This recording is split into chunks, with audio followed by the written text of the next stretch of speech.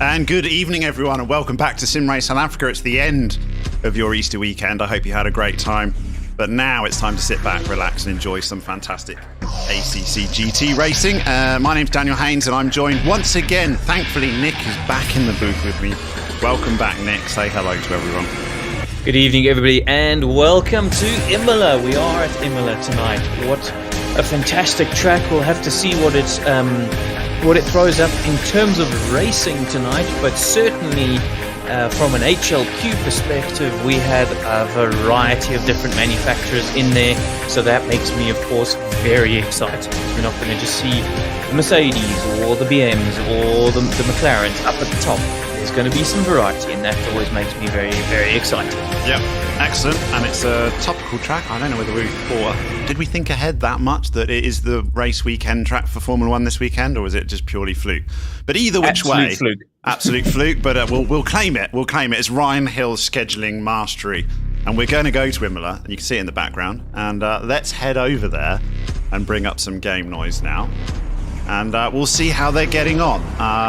And let me press my ground stinger, and we will be at Imola. And qualifying has started. It started a little while ago. We've got 15 minutes left. As Nick said, we will look at HLQ times first, I think, before we delve into qualifying. And here is the HLQ results from last week. Nick, you've been looking at this a little bit. What's your insights? Yep. Right, so straight off the bat, look at that. The top 10, you have 7 different manufacturers making up the top 10, with Mike LaRue squeaking in there in his Bentley Continental GT3. You also notice that the drivers have been using their time off to put in some laps in for HLQ. The top 2 guys, Chris Heineke, Hannes van Wyk, almost 500 laps between them. So those guys have really been working hard at Imola, and certainly on the HLQ server.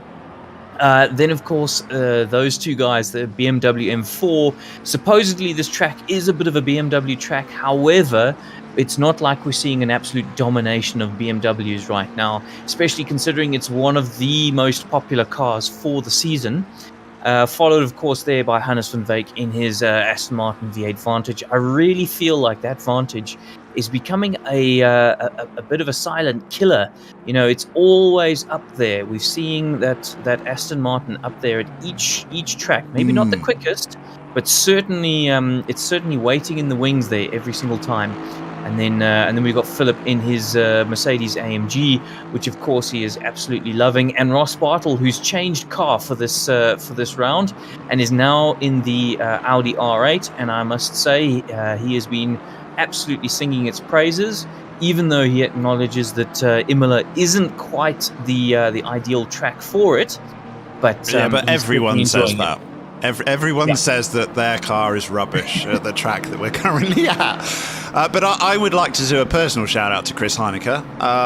Topping HLQ, I don't care how many laps you've done, that's quite an achievement, and one that I can't remember him doing for a long time. I'm no doubt he has, because he's been in Sim Race South Africa for years, and a very, very good driver. But that's a strong field, and he's topped it by some margin as well, with a 140.8.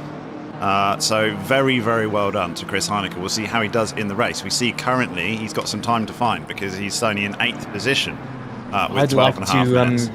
I'd like to give a shout out to Peter Geldenhuis, who's currently sitting in 34th position, but he's got that Nissan GTR into Div1. Yeah, that takes some doing. Well done. That's almost as hard as getting the Jag in. Which happened a couple of times a few seasons ago.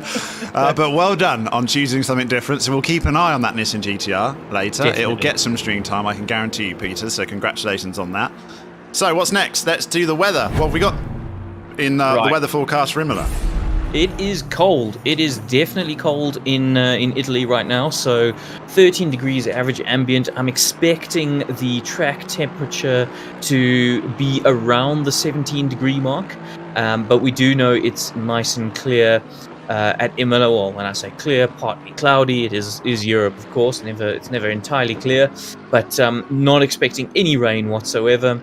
Just a reasonably cold track. Actually, is all I'm expecting. So actually, these drivers should be very, very happy with these conditions. I can't see too many complaints there. Bit of a theme for this season, really, isn't it? Where we've had a lot of European tracks, and obviously they're going to be cold in their winter. But that's going to start changing as the next few rounds go, I hasten to say. I think we'll start seeing those temperatures warming up.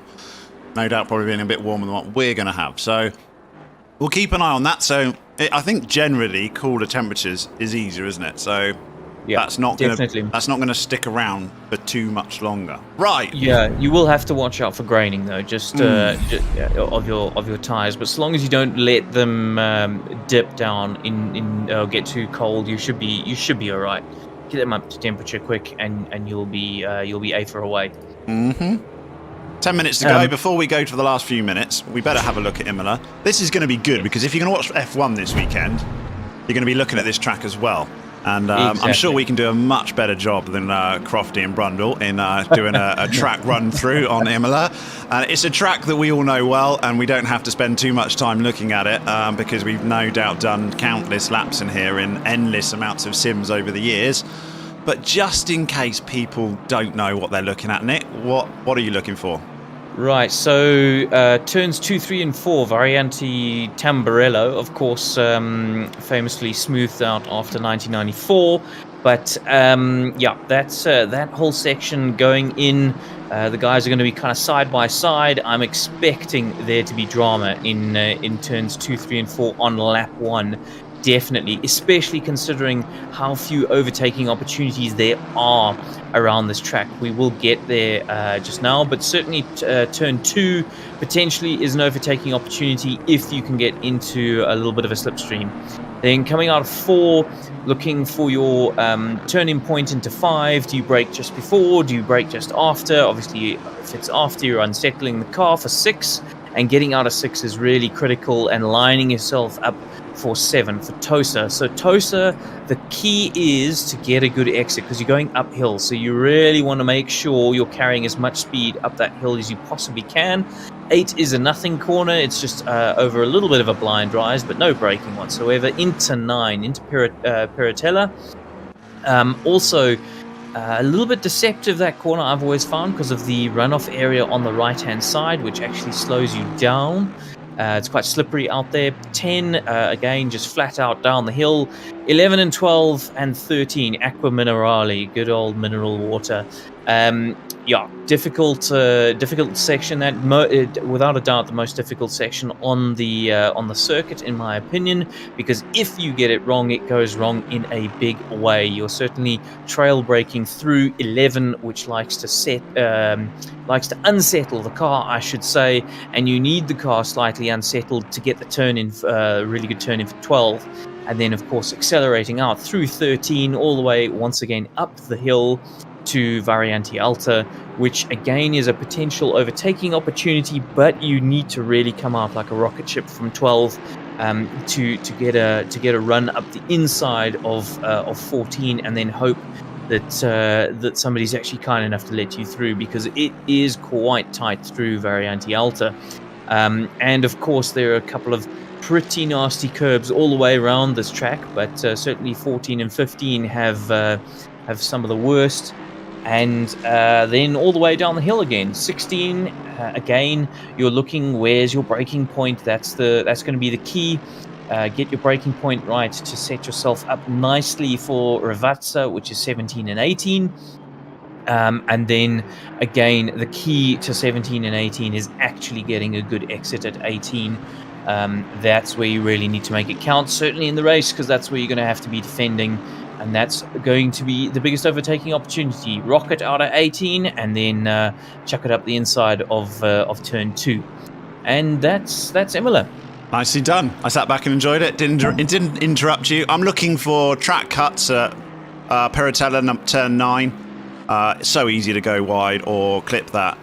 So I don't know whether that's going to be an issue. We've had earlier in the season drive-through penalties being a problem. So look out for track cuts there, turn 9. Obviously, Aqua Minerale, turn 12. Also track cuts as well. You go wide there. That's easy to... You're trying to carry as much speed through 11 as you possibly can. It's so easy to mess up going up the hill.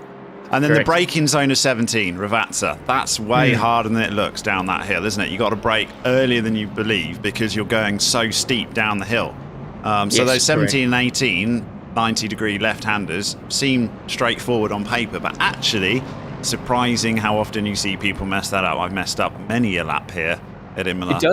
It does give an opportunity for an overtake though into 17, but you've really got to know your brakes and your car well to make that stick. That's a very, very tricky braking zone, and then obviously we all know Variante Alta, the chicane. 14, 15, what a pain that is. I mean, if you those curbs are massive, absolutely huge.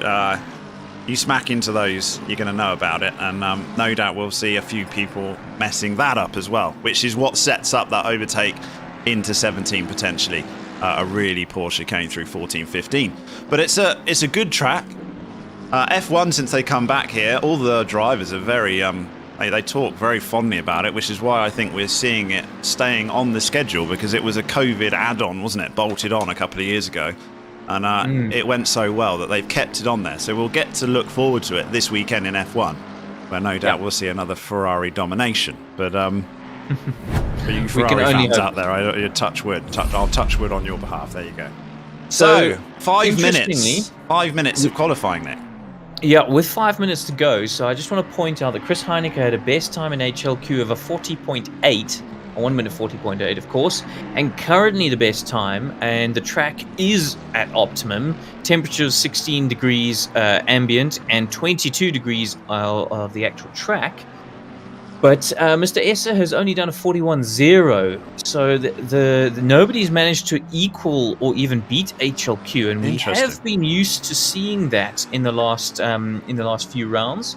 Philip Minard just behind Esser, less than a 10th. Because of the cooler temperatures? Because HLQ is a little bit warmer, isn't it?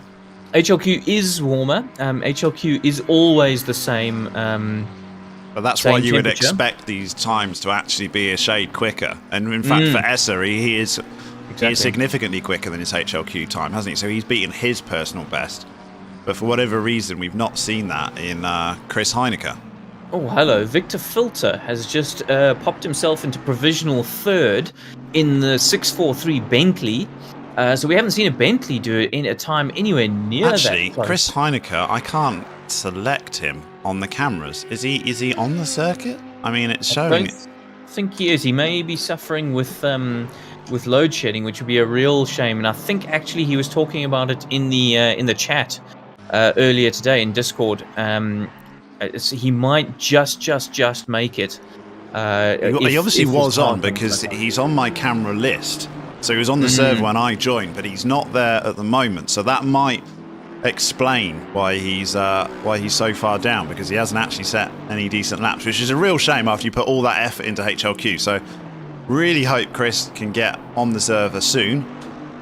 Fingers crossed. We're just hitting 8:30, so maybe he's logging in as we speak. But we'll in the meantime, we've got Esser 141 flat, so that's a pretty solid time. Philip Minard is right on his heels though, less than a 10th behind in second place. Well, I was going to say, so the top 6 are separated by 3.5 tenths, which, is, if you're 3.5 tenths behind, I'm sure you're thinking, where on earth I'm going to find that time? But 3.5 tenths, not all that much, and it's 6 different manufacturers. We've got a McLaren, a Mercedes, a Bentley, a Lexus. Hang on, Jadwat is just crazy. Finger, and he's gone and ruined my little analogy here. But then we've got Heineke now sitting in 6th in an Aston Martin, Sterner in a BMW. So there really is a lot of variety out there tonight. And I'm surprised to see Ross Bartle not in that list, considering how quick he was in that Audi. Where is Mr. Bartle? He's in 10th place, yeah. And he's just finishing a lap now, and he won't improve. So he's running out of time. 2 minutes to go, and his new... This is one of the brand new releases since the last round. ACC had an update, and we got the 2022 cars, and Ross Bartle has decided to take the Audi. So he was... It seemed like a very good move, because in HLQ he was... right up there, but he's got time to find. He's a 10th up on his Delta right now, and I have to say this is probably, unless he's fueled high, this is potentially his last effort. Yeah, anybody on a lap done a corner or two should get another one in, but there will be basically one more lap for people to give it a go. I see Victor Filters in the pits. having done what must be his best qualifying time ever. Currently sitting in provisional P3 with Philip Minard just ahead of him in that Bentley. The Bentley should be fairly good around here. I mean, the Bentley is amazing over the curves. If nothing else but that massive chicane, he could just drive over it and not worry about it. Philip Minard was 10th up on his Delta, and he's coming towards the end of his lap. And obviously a 10th is enough to go into first place. And it's clipping between a 10th and then 0. So, I mean, that's coincidentally where he happens to be on ESSA. But this might be enough for pole as Philip Minard comes through. It's showing 1/10 on my screen. Is he going to get through? He does. There we go. He does. Look at that. Look how close. So a 10th was all he needed, and it's provisional pole for Philip Minard with 30 seconds to go. 0.05 of a second. Where's ESSA, though? ESSA is coming and up. 0.2 down on his. So this lap is a bit of a wash, but he wants to try and get past the line, and he's not going to. He's halfway through his lap. He's not going to. So ESSA's not going to beat Philip Minard. What a lap at the death from Philip Minard to put that grumpy monkey Mercedes AMG potentially on. He's a provisional pole at the moment. Victor Filter is in the pits. He's, like you said, already happy with 3rd place. Sean Shute is also the Lexus. Look right at that. up there as well. We've got some unusual names here in round 4. Hannes van Veek is still out on track and is currently level on his best Delta. Can he improve? He's still got a bit of time to go. So, Chris Heineke has managed to put in a time. He's currently sitting 10th and in the pits, and I am able to navigate to him. So I think he's managed to join us. Oh, that's good news. Because he's pushed Ross Bartle down to 11th, in fact, unless somebody else has done it and I haven't seen. But Chris Heineke does look to be joining us tonight, which is fantastic news. Just on board with Hannes van Veek, who is going to complete his lap shortly. He's a 10th up on his Delta right now, which would be enough to potentially get him into 4th position. 4th. Yep. We're looking at a 4th position potentially for Hannes van Veek. He's 2/10 up now. He's had a great exit there. Coming out onto the pit straight, 3/10. He just flicked onto 3/10, back to 2/10. Hannes van Veek is going to improve. Oh, he obviously had a terrible final corner because it's dropped to a 10th only, but it's enough for 4th. He's up for 4th. Look at that. He could have had 3rd, but he's in 4th. Had 3rd, But that was incredible. Great final lap. Great final lap from Hannes van Veek. Gets into the top 4. So that's the end of qualifying. We've got Philip Minard will start from pole. From Zaya ESSA in 2nd position. Victor Filter, what a lap. That come out of nowhere. I don't even know who that guy is. We're going to be watching him later. But he's starting in the 2nd row, 3rd place. Hannes van Veek will be starting also on the 2nd row, 4th position. Sean Shute, 5th place. Awesome. And Bashir Jadwa, who you mentioned did quite a few laps in HLQ, only managed to find 6th position. I say only, that's still a very good result, but it's just we're so used to seeing that name right up there at the front. He will have Lawrence Sterner for company on his row in 7th place, Paul Venter in 8th, Mike LaRue 9th, and Mark van Rensburg will round out the top 10 for this round 4 of the simGT Championship. We're going to take a very short break while I sort my stream out, and we'll be back and we'll hopefully keep you all company in chat, so we'll see you in a bit.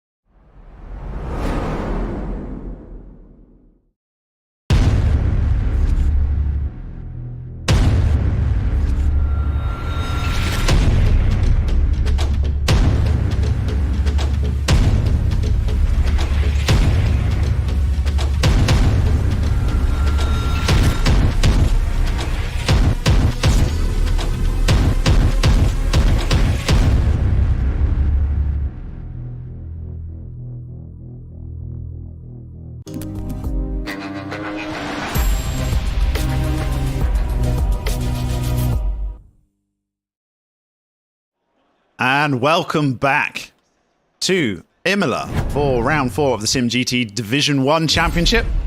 And we've just witnessed qualifying, and we got 20 seconds to go before the parade lap goes. Thanks everyone for joining us in YouTube chat. Keep us company, me and Nick. Gerrit van Rensburg, welcome. Debbie Bartel, no doubt. Shouting out for Ross Bartel later. Robin van der Merwe and Henry Rowe. What are you doing on chat? You should be driving, my friend. But yes, you did say Ferrari domination. I'll say it one more time just for you. It has been an epic start in the F1 season for Ferrari. Let's see whether they can keep it up this weekend. Actually rooting for them. And here we go as the parade lap starts. Philippe Minard right at the end. Put a brilliant final lap in his Grumpy Monkey AMG Mercedes. And he will be starting from the front with Zaire Esser closely behind in his 720S. Victor Filter will be in 3rd position. What a lap he put in the Bentley. And then look at that. Mercedes, McLaren, Bentley, Aston Martin, Lexus, top 5, all different manufacturers. And then not long before we got Lawrence Turner and Paul Venter in their BMWs. Could be anyone's race this, Nick, I think. Who's your money on? It definitely could be anyone's race. I'm going to actually back Hannes van Wijk tonight. I think that the Aston Martin is going to be very kind over the curbs. I think it's going to be a delightful race car for the hour and a half that we're going to enjoy tonight. And I think if he gets his strategy right, he could find himself in the pound seats. Interesting pick. I think I got to go for Philippe Minard. What a season he's having. He got his first debut win in Division 1 a couple of rounds ago. And the pace has been epic since he switched to the AMG. So it's just about whether he can hold his nerve. That's the only question mark I have on Philippe Minard. And when he does, he's unbeatable. So let's see whether he can do it here at Imola. But he's shown his pace in qualifying, and he's going to start from the front. So that's where you want to start from. So Philippe Minard's my pick. Hannes van Wijk yours. I think that's a solid pick. Aston Martin does seem strong here. It really does. Yep. I've had a few people mention that to me specifically about the Aston Martin. You were talking about Victor Filter and being a bit of an unknown, so I have actually raced against Victor in a couple of the other series here at SimRace SA, and if you're keen to join us, simracesa.co.za, head across. Perfect time to sign up, find your driving legs, so to speak, and then hit it hard for the next season. But of course, you can join us anytime you like. But Victor Filter, definitely a new entrant into SimRace SA, has always shown since the day he started that he can do a really good HLQ time and generally do a fairly good qualifying time. But so far, he's lacked the consistency. So generally, we've seen him make a mistake or two, and that's put him really compromised his race. So. Yeah. Having done this amazing qualifying time is now going to be very interesting to see if he can make it stick, make sure he doesn't get any penalties off the start line, all of those things, and really start to show a little bit of maturity, which is what you need for this GT3 racing, which of course is where we've seen Philippe Minard really improve this season. He's always been quick, but he's now showing that level head racing maturity. Yeah, 90 minutes is no joke. It's all we knew in SimRace SA. It's all we ever did, but we had a bit of a break from it, and back to 90 minutes is no joke. You've got to be consistent for that entire time. But here we go. We're coming up towards the line. Philippe Minard will have that desired inside line, which is pretty vital for turn 1. Correct. But I mean, if you get sideways, it's definitely a passing opportunity for Esser. So he's going to want to go. He's going to want to try and make a real in fact, he's slightly ahead of Philippe Minard. He's going to have to drop back a little bit. He's going to want to basically start green light side by side. Philippe Minard has got that inside line. Zaire is going to duck in, and now he's going to try and hold. But look at the start from Filter. Brilliant. Oh, and send up the outside. Is that Bashir Jadwat? It is. Bashir Jadwat come from absolutely nowhere, almost into third place. Victor is off the track, and Bashir Jadwat is in third position, I think. Yes, there was a bit of contact there, Dan. That's why Victor Filter went off. Just a slight tap from Bashir Jadwat. But in general, I'm looking, the field looks to have got through reasonably okay. What a start from Bashir, though. I mean, that was a hell of a start. Come from, what was he, starting from 6th up into 3rd position?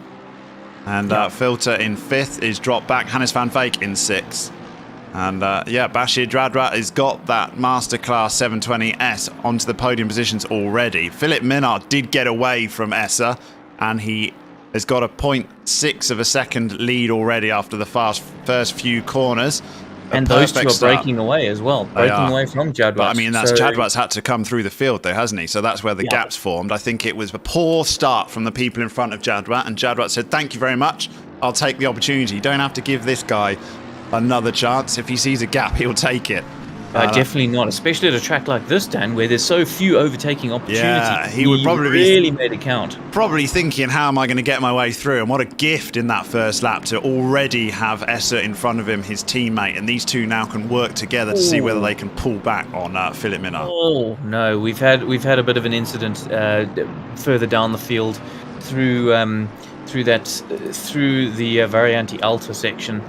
So unfortunately, a few people getting turned around there. We'd done very, very well through the first section, but people couldn't quite hold their nerve. It looks like for that. But the top 10, or actually top 9, have really broken away as a little pack. I'm just looking on the track map at the moment. Then 10 to 20 are super congested, and then there's a big gap between 20 and 21st. So yes. And Philip Minard sets the quickest lap. Of course, only lap 1, but immediately is trying to scamper away. Just about a second between himself and Esser, so already finding some great pace to start with, and looking to capitalize at this early stage. It is very difficult to find your race pace immediately, and Philip Minard is definitely doing that right now. While I go back down the field quickly, I'm looking at Sean Schutter, who is in 5th currently in that Lexus. We don't see the Lexus super high up very often, but he is currently putting pressure on Victor Filter in that Bentley. So Lexus versus Bentley. Oh, Victor Filter getting very sideways coming out of Variante Alta, and that's giving Schulte a run on him into turn 17, but wisely backing out. Didn't quite look like he had covered enough of a gap to actually make a move there. To get a pass done there, you really have to be side by side before you hit that braking zone. Otherwise, it is purely a lunge, and the stewards will come down on you like a sack of bricks if you if we see video evidence of that. Because I mean, you really do, don't you? On a downhill braking zone, already tricky. If you're not side by side into that braking zone, then that's a lunge. But Shooter realised that, dropped back, and he'll have another go. Shout out to Peter Geldenhuys, who's in our lone Nissan. He started right at the back, barely did a qualifying lap, just found his feet. Started dead last, which was about 37th, I think, and is currently in 28th. So he's really worked his way up in some of the carnage that characterised the start of this lap. Ooh, and as I say that, somebody's off. Who is that? Yeah, Who's BMW off in the background, but it's Heineke. It's not surprising. Another Heineke. It's not surprising for Peter Geldenhuys, though. He's so experienced driver. He might be lacking in pace and struggling with the car, but in 90 minutes, he's not going to make that many mistakes, is he? And that's where it's going to game in places. So to gain 10 spots already in 5 minutes in that Nissan GTR is a good showing. Yeah, that's Rowan Heineke. I'm not sure if it's the father, son, or brother of Chris Heineke, or no relation whatsoever.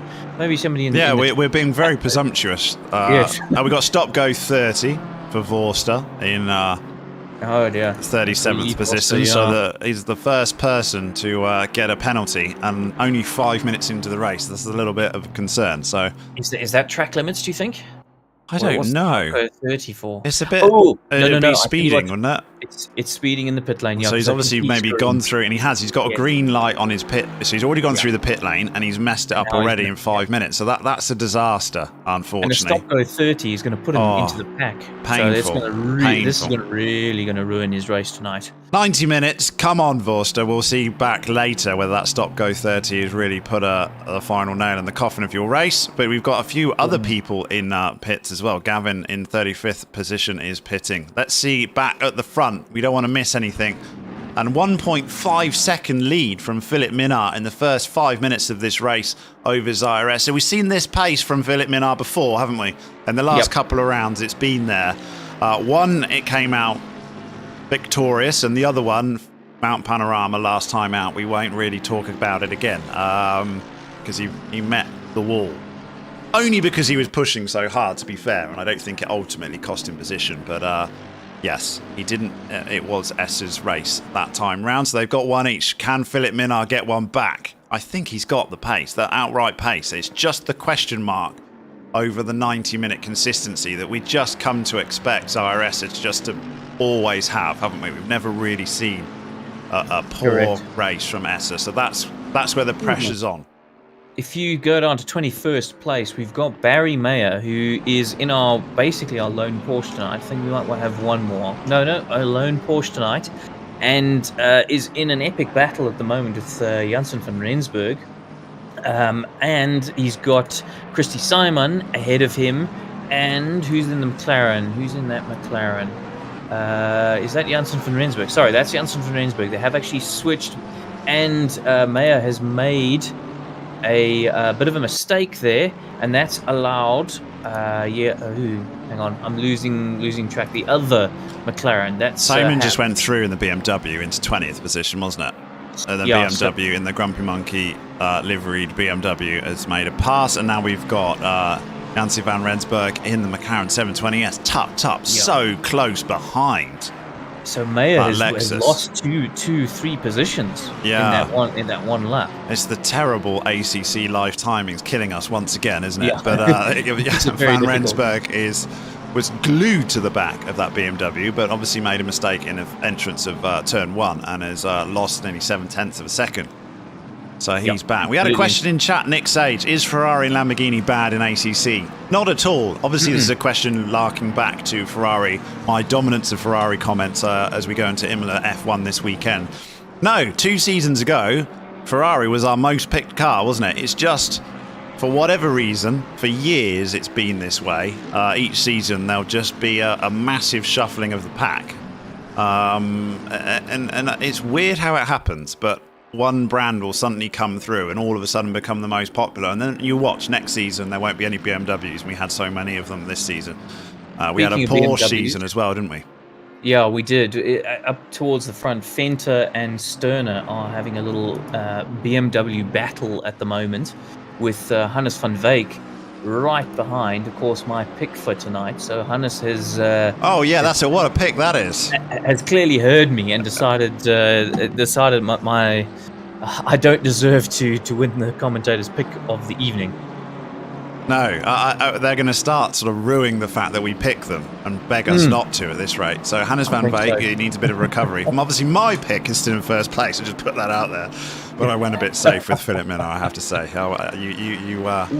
You did a good pick in an Aston Martin, but it might come back and bite you. Let's come back.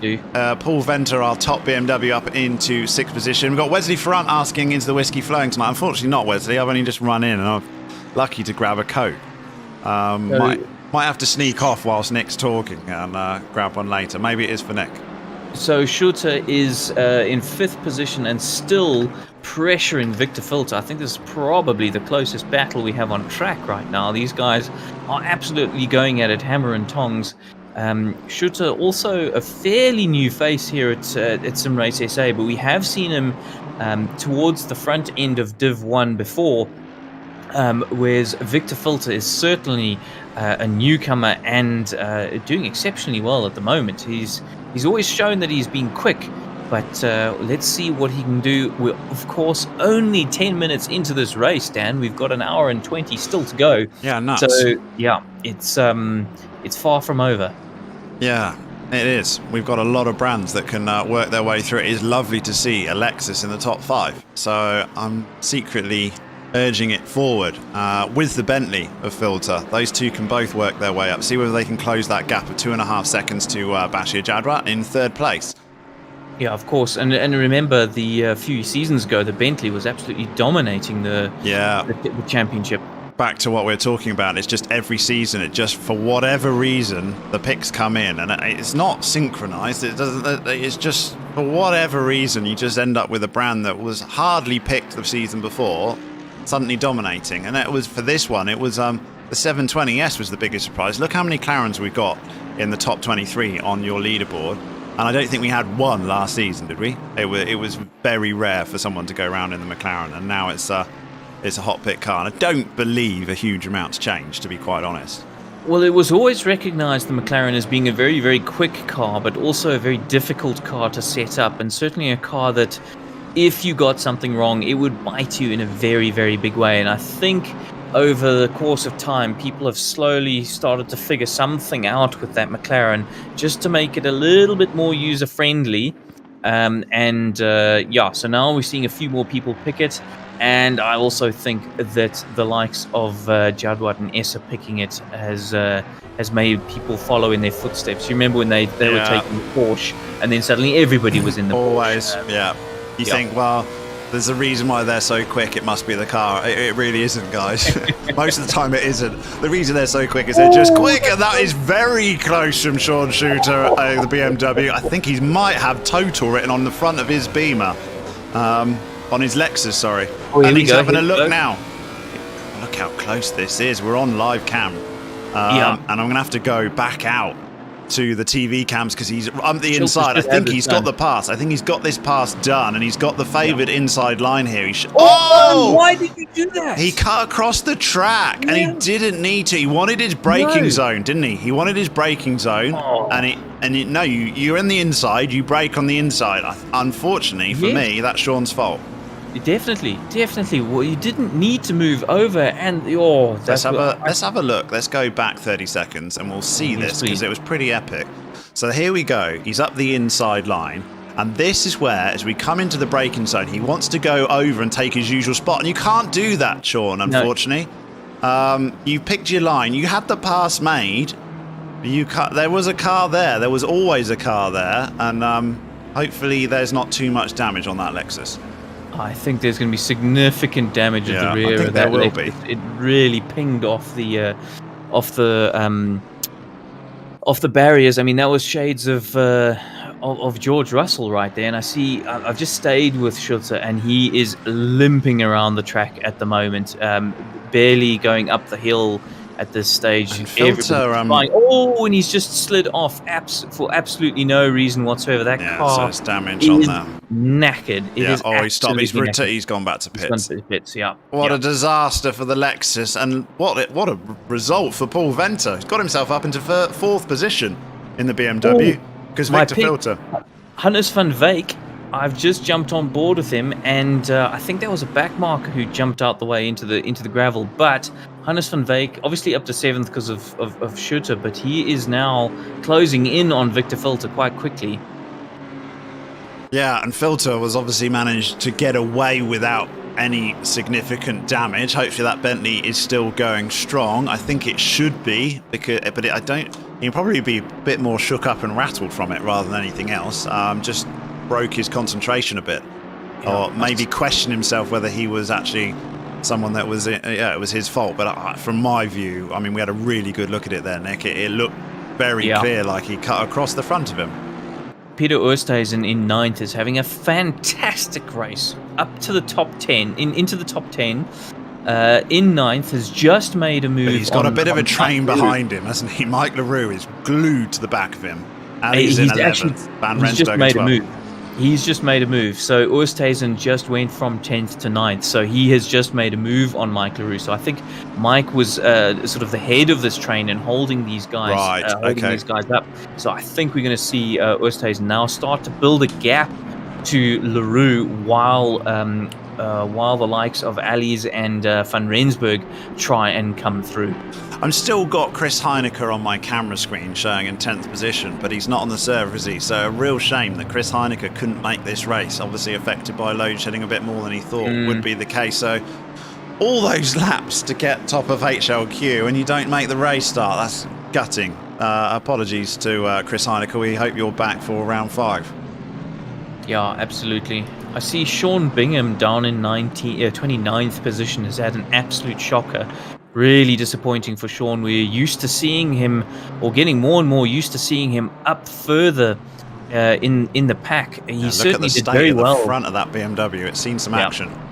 Duct tape is going to struggle to fix that one, but he certainly did very well in HLQ and has been really making huge leaps and strides in all of the series he takes part in at SimRace SA. So I hope he manages to figure out how to recover from this tonight. Not ideal, but it probably won't be the only one here. It's easy to make a mistake. I mean, you watched George Russell last year he crashed under a safety car. So, I mean, in fact, he's had a couple of crashes, hasn't he? He took out Bottas last year. It was the year before that he was weaving under the safety car. So Imola is not one of his strong suits. But there you go. It's one of those tracks you lose a bit of concentration, and the walls they're there, aren't they? They're not they're not a long way off. It's not a street circuit, but it's an old school track circuit, which means no runoffs. Yeah, definitely. Ooh, Victor Filter. Victor Filter has come off the track through Aqua Minerale, and that's allowed Ross Bartle through. But more importantly, Peter Oosthuizen is now all over the back of Filter. And you missed Hannes van Veek up into 6th place. Yeah, I'm keeping a close eye. I don't want to commentator's curse my pick for tonight. I'll do it for you. Go, Hannes van Veek, 6th position. Getting very close to Oosthuizen on the brakes. We've now got an amazing train of a battle for 7th position between Filter, Oosthuizen, Leroux. Hang on, where's Bartle gonna? Bartle's back. He's dropped back, isn't he? There you go. Seventh. Yeah, he has actually got through. He got through. Okay, so this is for 8th, and it's Filter, Oosthuizen, Leroux, and Ali's all in line with Mark van Rensburg still gamely hanging on at the back of that train. Yeah, I'm on board looking out the rear view of Oosthuizen's 720S, and he's got Mike Leroux's Bentley behind him, the 513 car. And I've got Ali's just behind, all over the back of Leroux. Yeah, he had an awful exit of 2, even dipping a wheel into the he's going to lose a spot and then going very wide and lost a spot to the wily Mark van Rensburg. We've seen Mark do very, very well in the past here at SimRace SA, so he's not gonna say no to an opportunity like that. Thank you very much. And his Aston is up into what's it going to be, 11th position, I think. Yeah, Mark van Rensburg is the sort of guy that can just come out of nowhere and just completely blitz the field, isn't he? I think it's maybe depending on how much time he puts into it, but always pretty solid, and probably someone that, if he hasn't put a huge amount of time into it, potentially this evening, over a 90-minute race, he actually gets stronger as the race goes on, because it's like more practice than he's actually had. I'm also watching Hannes van Veek in 6th, who is all over the back of Lawrence Sterner in 5th in his BMW. Oh, as I say that, Van Veek gets very squirrely through 17. Decent exit of 18, but I think that BMW will have the legs on this Aston. But let's see what happens. We haven't seen a particularly big slipstream effect here, or anywhere really, apart from Paul Ricard. So what's going to happen? No, he's got it covered off. Oh, don't try to go around the outside. No, please don't. Please don't. We don't want to see that again tomorrow morning. There we go. All seem to get out of that reasonably okay, but Sterner has scampered away. So I'm going to switch back again to the Bartle. The Bartle van Veek. Actually, Bartle's now really closed in on that battle. So Bartle's right under the wing of Hannes van Veek now. So Lawrence Sterner. This is a bit of a conflict of interest for you, though, isn't it? Because you want Ross Bartle to do well, but your pick is the one holding him back. So yeah. Well, I know Bartle's effectively testing for next season and trying to get a hang of this Audi, but of course, the unbiased commentator in me would love to see my teammate doing exceptionally well. But I think I just have a feeling Hannes has got the patience to get Sterner here. Yeah, I think he probably has. He's been very consistent and also very much improved, hasn't he, Hannes van Veek, this season? So it'd be nice to see that Aston Martin into the top 5, and this could be his opportunity. He wants to get on the inside, but I think Lawrence Sterner knows it and is really covering it in his BMW. He is indeed. Now he gets back onto his braking line, and it's as they were. You really got to make a mess of that chicane to actually get a pass through there.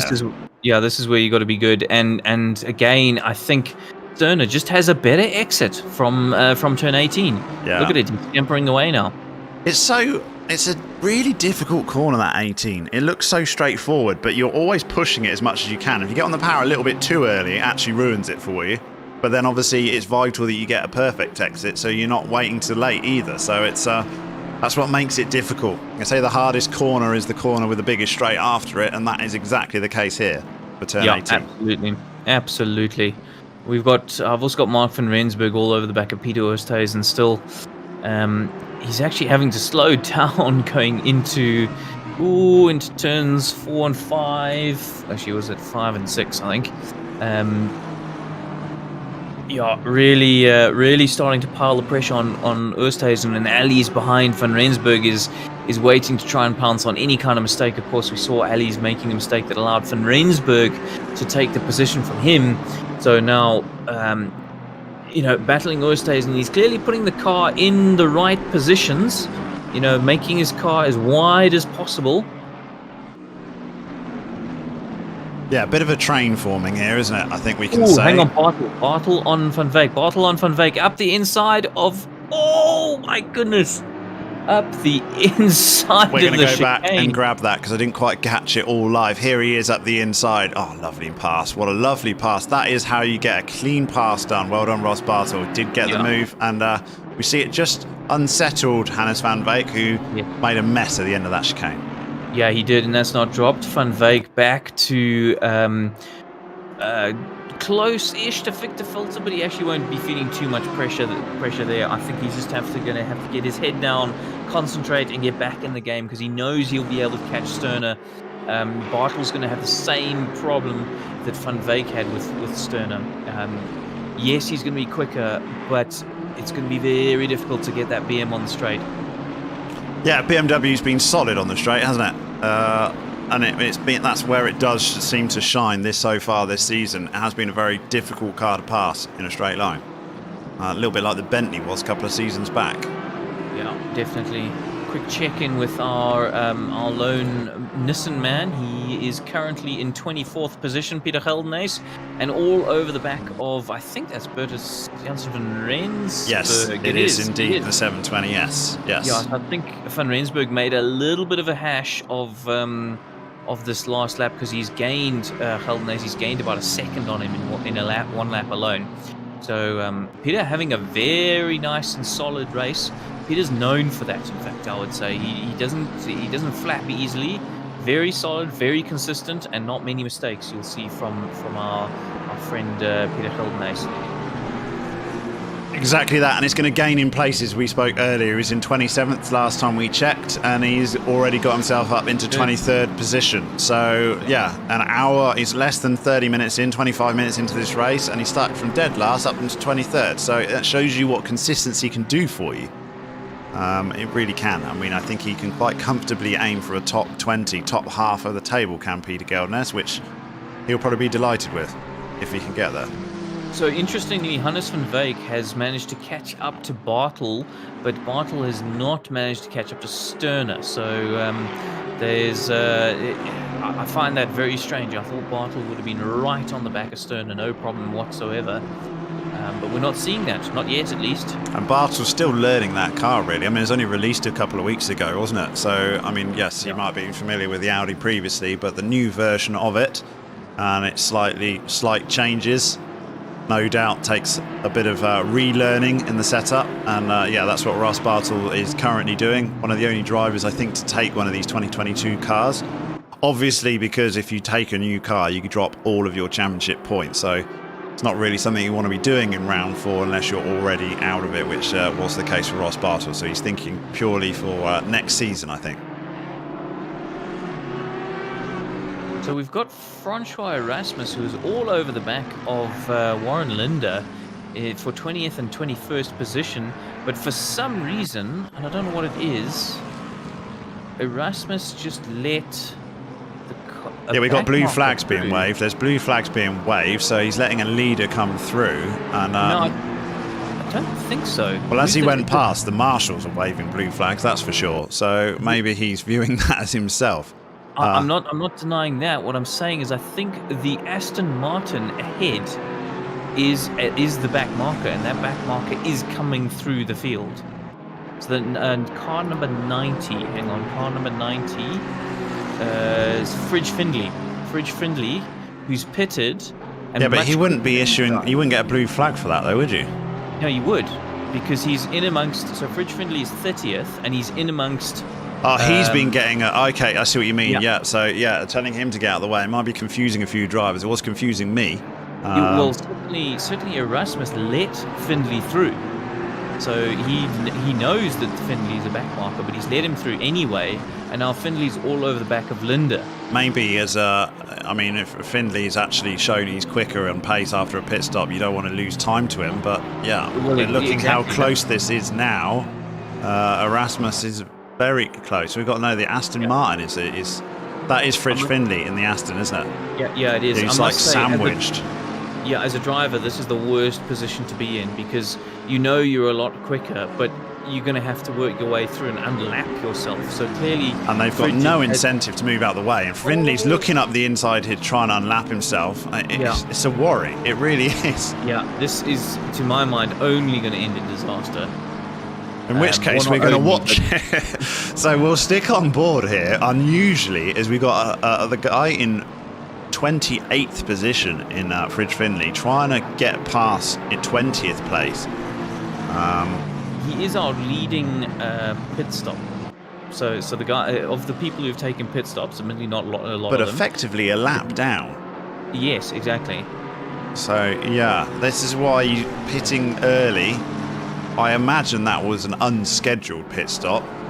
Or because this is the problem with pitting early, isn't it? You especially on a track like Imola, which is not easy to pass. It's not an easy track to. It's not Spa, is it? So it's probably unwise to go for an early pit stop. But no doubt, Fridge Findlay was pushed into it. I would have thought, with over an hour to go left of this race.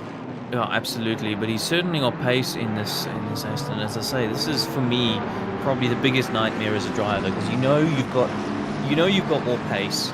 It's so difficult to overtake. You want to get past and just get on with your own race, but if something goes wrong making that pass, you just know that it's just so much worse. Yeah, it's Ocon, isn't it? It took out Max Verstappen in Brazil. Yeah. It haunts you for years. Yeah, because if that was just a pass for position, no one would have ever mentioned it. But as a back marker, it sticks with you. But looks like the gap's actually settled down there. So let's remind where we are after the first 30 minutes of this race. Philippe Minard got away cleanly from the parade lap, and he's been there ever since. And ZRS is just waiting in the wings with 2.2 seconds. The gap is sort of stabilised for second position in the first Masterclass 771 car. In Bashir Jadwat, what a start he had in lap one. Jumped a few places, poached a few places, got straight into third position, and he's also sat there 5 seconds back from his teammate in ZRS. So Philippe Minard's doing everything he needs to do in this first stint at least. We've seen in the past, this is where it's shuffled round, because ZRS, the wily old fox that he is, he's played a few strategy games in previous rounds, including the one that Philippe Minard won at Snetterton, where Esser pitted early and actually had the lead, and Minard he went late and had to fight his way back. So we'll look out for a change in strategy, and whether Minard is now wise to it, especially that undercut, because 2 seconds is very much in the undercut window. So that's the story of this race as far as the front leaders go. Minard over the two Masterclass cars in Esser and Jadwat in second and third position.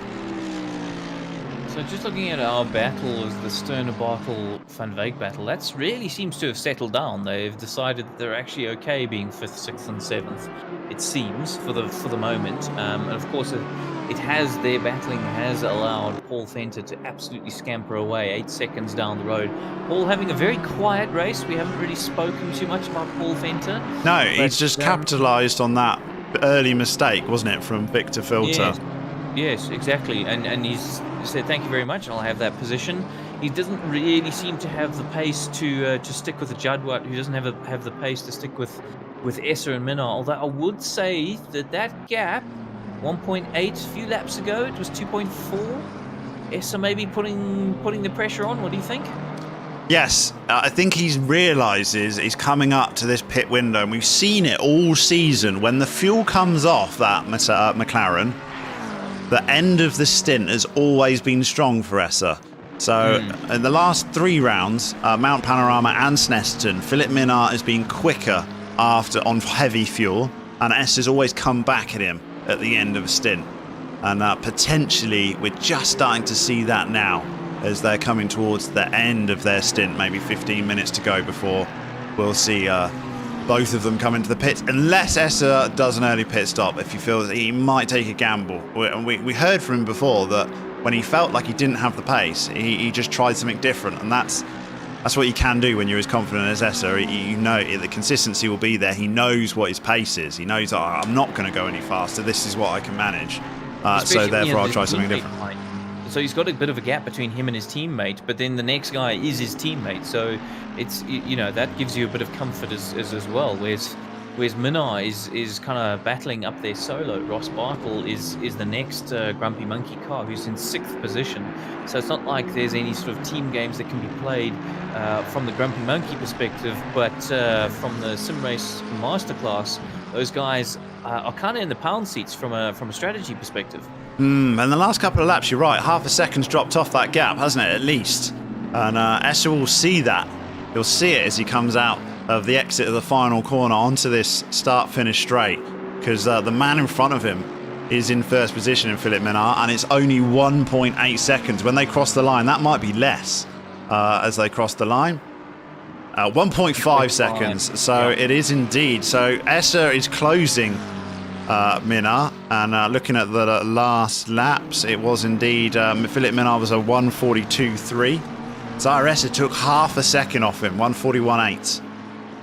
I've got Warren Linder in 19th, who's putting a huge amount of pressure on Barry Mayer, our one and only Porsche man for this evening. Of course, we would focus a lot more on single car, but we've seen so many Porsches in this ACC. The first season was a Porsche Cup, wasn't it? Really, and everyone was desperate to see the end. He's made a mistake there. Yeah, but even that mistake is not going to allow Linder to get a pass made here. I would guess, unless he's really going to send it, you'd have to be super brave. Yeah, covering the inside is Mayer, as you would, and this might compromise his turn 18 exit, but looks like Linder has gone a bit wide, touched a bit of gravel, and I don't think it's made any difference. Going defensive into 17 is you don't really lose anything. Obviously, no, because you can get yourself sorted for 18, can't you?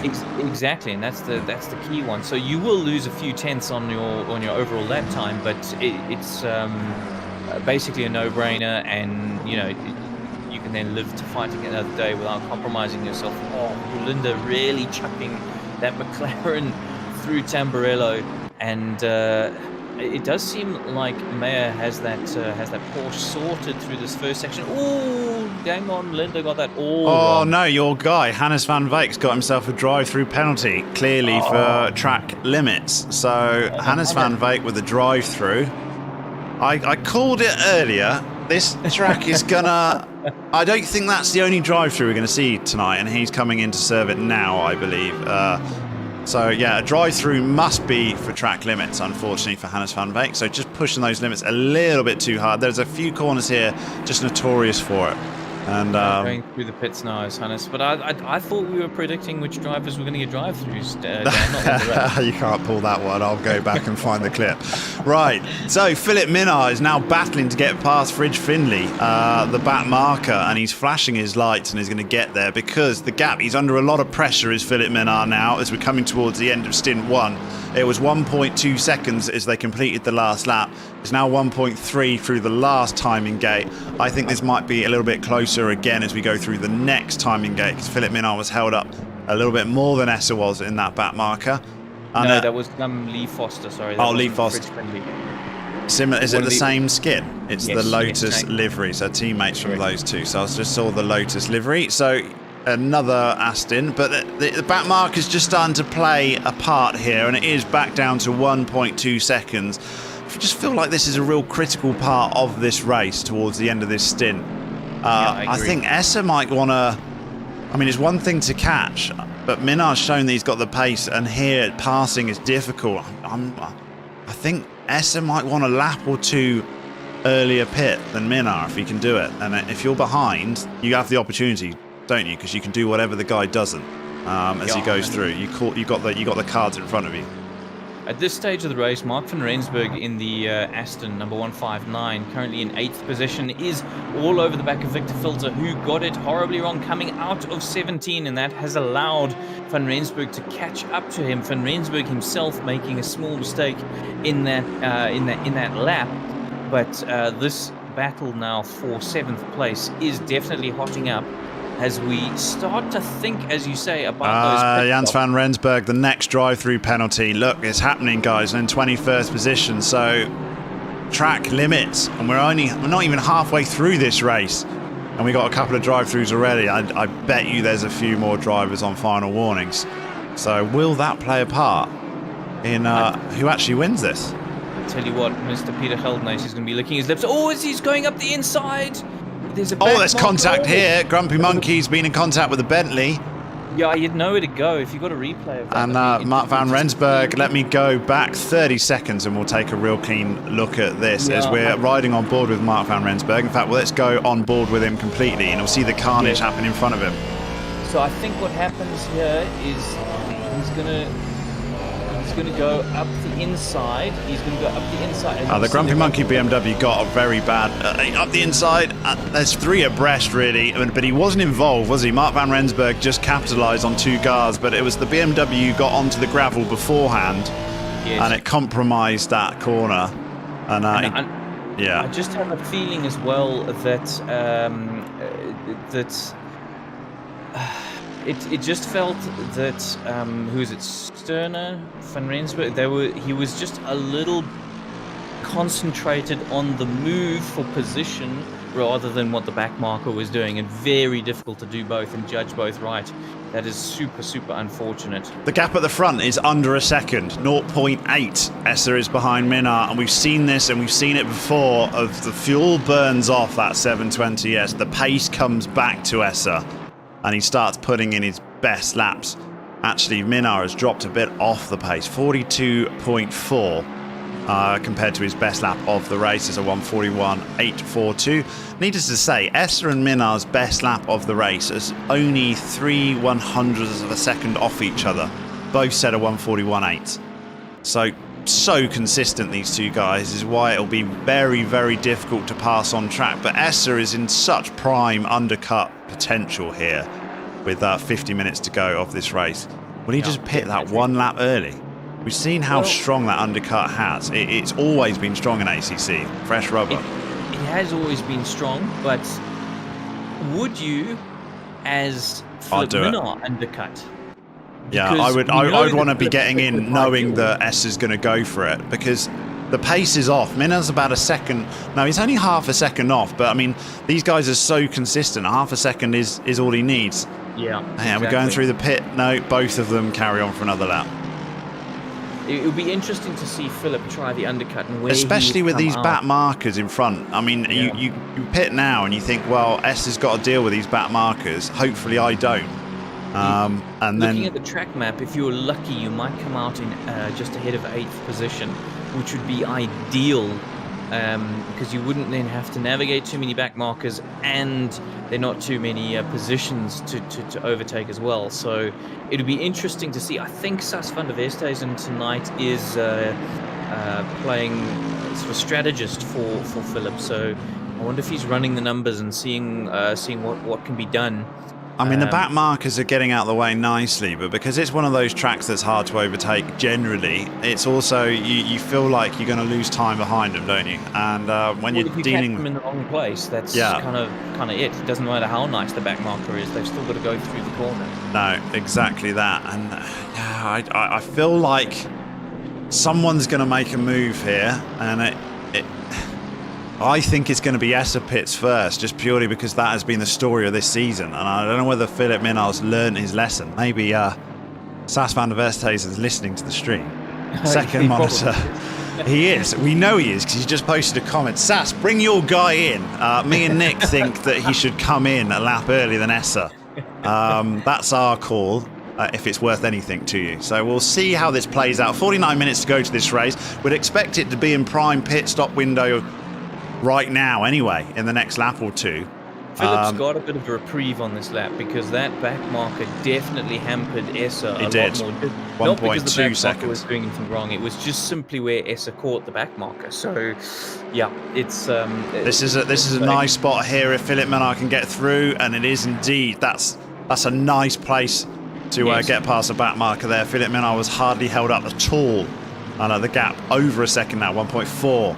So, I mean, you have to say, I mean, doing endurance racing, a lot of endurance racing, you just can't, in your mind, you only ever lose out to back markers, always. But really, if you're honest with yourself, it tends to wash out in a race. It's just whether that critical one where you do lose out on is one that actually loses you a place, or you're under pressure like Philip Minar is right now. Yeah, absolutely. Absolutely. And definitely Philip, as I say, has got a bit of a reprieve this lap. And Essa's not closing in that quickly. He's clearly closing in a little bit. But I do think that the McLaren is stronger in the middle part of this lap, sort of through Acqua Minerale, those sort of sections. And the Mercedes, the AMG, is quicker towards the end of the lap. I remember Essa pitted early at Snetterton, and by the time and Minar went as long as he possibly could, and I called it at the time that his lap times were just not there. When he came out, he had to find about 8 to 10 seconds to pull back, which he did, and he made the pass on circuit. But I mean, you don't really want to be putting yourself under that pressure, was it? And afterwards, when we interviewed Essa, he's like, look, I didn't have the pace, I tried something different, and I came out in the lead. And he has a look, he does the dummy. How interesting is that? I wonder if Sas was saying pit, wait, no, don't pit, or something. That was a definite look at the pit window. I mean, I think that would probably be a penalty in F1 for crossing the white line. So, thankfully that rule doesn't apply here, and Philip Minar goes, and I'm actually quite enjoying it. But it just shows that these two, who's going to be the first to blink? Will Essa go for the undercut? Anything within a second, Essa is in prime undercut territory, and that's the risk that Minar's got. I mean, this lap and the next lap are exactly halfway. We'll cross over the start-finish line just before 45 minutes. So, but Minar's he's always gone a bit longer. He seems to just fuel. It has done so far this season anyway. The last few races, it was the same last time out at Mount Panorama as well. Seems in general, he likes to run heavy. Yeah, generally adds. If let's say, for example, that we believe or that we know that you need, let's say, 70 liters for a stint or the entire race, doesn't really matter. Philip will, I personally would add a single lap worth of buffer. But his lap times are not telling that to me right now. He might think he likes to run heavy, but his tyres are not liking running light after this amount of fuel, because his lap times are not as where it was at the start of this race. He was quicker at the start of the race. Oh, I agree with you. All I'm saying is I think it might give Philip a bit more flexibility. He'll be able to do an extra lap 2 or even 3 than planned, just because in general he tops. So he's gonna have a look. Is he gonna have a look? He's coming in. He's been listening. Sas has been listening to us. I honestly think this is the right move. If he had a 3-second lead, like he did, like in the first sort of 20 minutes of this race, it'd be a little bit different. But when you're within that 1 second window, I mean, it's so easy to lose a second in a pit stop, isn't it? So easy. Yeah, it's where you come out that's going to be absolutely critical. I said you needed to come out in front of 8th position, but there's absolutely no chance that he's going to be doing that. In front of 10th is actually really good. That's where he needs to aim. He needs to have, if there's a good gap between him and 9th, which there should be by the time he comes out. Right, this is the critical point now. We're riding on board with Zaire Essa. He knows that this needs to be one hell of a lap. And he's got a Grumpy Monkey BMW back marker in front of him. He's getting blue flags. So this could be a critical point, because I mean, he's basically got to do the overcut now, has Zyressa, because Philip Minard, for the first time this season, is pitted first. Oh, Philip needs to get going. He needs to get going. He's gonna, if he can just get going now, yes, he does. He does. He'll have one back marker in front of him. Essa was held up there. It wasn't ideal. I'm still on board with Essa. It wasn't ideal. He needs to go. He needs to go. He needs to go. Oh, there's going to be a huge train in front of Philip. There's going to be a huge train. This is very disastrous. Oh, Philip. Yeah, he's behind Victor Filter, isn't he? In the Bentley. Oh, and he's going to be behind another one. Yeah. That's a BMW. Really is that a back marker BMW? Because it... No. I think it, yeah, it must be. It must be a back marker BMW there, so that shouldn't be an issue. It's the Lexus in front. Yeah. That could be the issue. The 237 Lexus in front. Yeah, Brandon Holzheisen, who's in 31st, has just snuck ahead of Philip. So Philip really... So Essa through. What was his lap time? This is what I'm interested to. It was good. 42.2. Zyressa has put a good lap in. A 42.2 is a very strong lap. To put that in context, the last lap from Philip Minard was a 42.8. So wow. Okay. He's gained half a second on that lap over the previous laps that he was on. If he can do another one of those, the gap was only a second. So it's a really, really critical point of the race. Got Paul Venter, Lawrence Turner in the pits now. That will definitely help Philip Minard out. A couple of guys can really do with that Lexus pitting. Could Philip? That's what he'll be after. Definitely. He's going to hope that lots of people are going to be jumping into the pits now, because really that's... there's just such a train in front of him, which I know right now is immediately not worrying him too much. But as a driver, he needs to be gaining that time back, doesn't he? He needs to be on the back of that Lexus by the end of this lap, at least. But these guys are not coming into the pit. Look who we've got in front. We've got that was the GTR that went past Peter Geldness as well, isn't it? It's a back marker, I assume. But he's in 23rd position. It's Peter Geldness in the 88 Nissan GTR. Enjoying life, and he's had a pit stop as well. So what a race Geldness is having. Yeah, absolutely phenomenal, and I think he's going to gain a couple more. Right, I want to see what this lap time is with Zyressa. Will we find out? He's going through again. We will indeed. Essa's going for the overcut. Can he make it work? We've seen that 720S be strong when the fuels come down. Oh, and it's another great lap, 142.1. Only 0.3 off his best lap of the race, right at the end of his stint. So we need to monitor Philip Minard, who's got so many back markers all around him. Peter Geldness getting nicely out the way. Oh, it's a disaster, isn't it? It's really not good with traffic for Philip Minard here. And it just, needs to be, this is his first flying lap. And it needs to be it needs to be a very low 142. And that Lexus, doesn't have to get out of the way. It doesn't have to get out of the way at all as they come through Aqua Minerale. He's going to send it here. He's going to send it up the inside. He's sort of got to, but you feel like you just want to be patient, but you can't afford it. No. He's let him go. He's let him go, hasn't he? Very wisely done from the Lexus, as Philip Minard was a sigh of relief as that Lexus lifted up the hill, and he managed to get into the chicane ahead of him. Yeah, it will have compromised him, though. This is not Allies and Filter are still in the pits, so he's gonna have a nice gap now.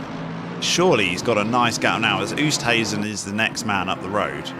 But let's see what this lap time is. Yeah, this is what it can't be good. It can't be good with all of that passing out to do and guessing. You lose time, even subconsciously. Yeah, 142.6, 0.5 off of Zyressa. Remember, the gap was only 1 second. Essa's gained a second in the last 2 laps. That's gone now.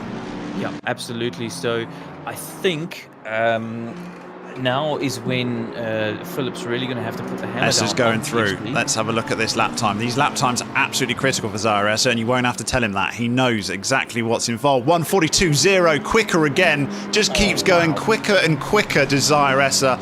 Awesome end to this stint. He's fueled heavy. He's done the absolute opposite of what I was expecting him to do and what he's done in the last 2 races. He's done something different, and he's going long, and he's quick at the end of his stint. Yeah, and Minard has a lot of traffic to contend with right now. He's got, 21st, 29th, 20th, all coming up. So, there's a lot for him to deal with right now. Really a lot. You're damned if you do, you're damned if you don't. I really did think that it was a good call to come in early. It was he just needed to come out of the pits a couple of seconds to avoid it. What was a big train, wasn't it? It was a nice gap, and he just missed it. I don't know whether his pit stop was slightly longer, but potentially, or whether it was miscalculation of where he'd come back out on track. But it's very easy to lose a couple of seconds in your pit window. Yeah, absolutely, and I think it was just down to luck. It was kind of the right call. He was sort of pushed into that call from the pace that Essa was setting, wasn't he, really? Yes, the gap coming down, it sort of makes you think, well, I don't want Essa to do it. Because across the line, what did he do there? He did a 1:42.3, 3/10 off of Zaire Essa, who should be... It's a good time, though, because he worked his way through about 4 He back did, markers and now on that Essa's trying to go alone. through some back markers. Thankfully, his back marker peels itself off into the pits. Let's see what this lap time is for Zaire Essa as he comes across the line. It was a slow one. He was held up big time, 1:42.8. Right. Half a second back towards Philip Minard. Now, does Essa need to come into the pits? Because I think he's got that second. He needed to come in that. He needed to come in that lap, I think. Well, if he can keep going, if it depends how many laps he's got, because he's got 7th in front of him, who he's going to overtake. But so Sterner. I mean, when you've done the overcut, if you got someone there, if this was F1 and he'd done 3 laps and gained 1.5 seconds, 2 seconds on Miller, you'd be like, right, Pit, you've done it. Track position, cement that track position. The longer you stay out, the more of a risk you have, and now he's coming across his own back markers. Correct, but if you look after the back marker he has, there's very clear track. Where you look, even if he's a second ahead of Minard is embroiled in a huge number of back markers and all sorts. So it's not the place you want to come out. Even if you're ahead, you need to be around where 33rd is on the track right now. Which is coming across the start-finish line. So you'd need to have gained at least 5 or 6 seconds on Minard to make the overcut worth it to pit now, because you want to avoid all of that. Have Minard stuck in the pack, and you come out with some nice free air. So last time through though, Minard, I have to say, 1:43.1, 1:43. Have you seen Mr. Bashir Jadwat? No. I've only just seen him. Yes. Oh, he's ahead after the pit stop. So, wow. He's ahead. How did we miss that? Yeah. So, I mean, there we go. Essa was 1:42.1. He was over a second quicker than Philip Minard in the last lap alone. So, I mean, Essa is net leading this race quite comfortably, I feel. Yep. Definitely. And he's still behind 6th, though. He's not managed to get past. Who's just pitted. Yeah, the 6th place has just gone through the pits, now dropping back down the order. So Essa and Bartel are the only 2 guys still out on track that have not pitted. And Jotan, who... Oh, no, he's in the pits now. Yes. He's in the pits. But Sterner's not exactly jumping out the way for... And Ross Bartel is also in the pits. So Zaire Essa is the longest man out right now. 36 minutes to go in this race, and he has really done something different. And we've seen that he's not afraid to mix up the strategy when he feels like he hasn't got the outright pace to just walk away with it. And it's proving it's actually, it almost worked out at Snetterton, and it's working out here.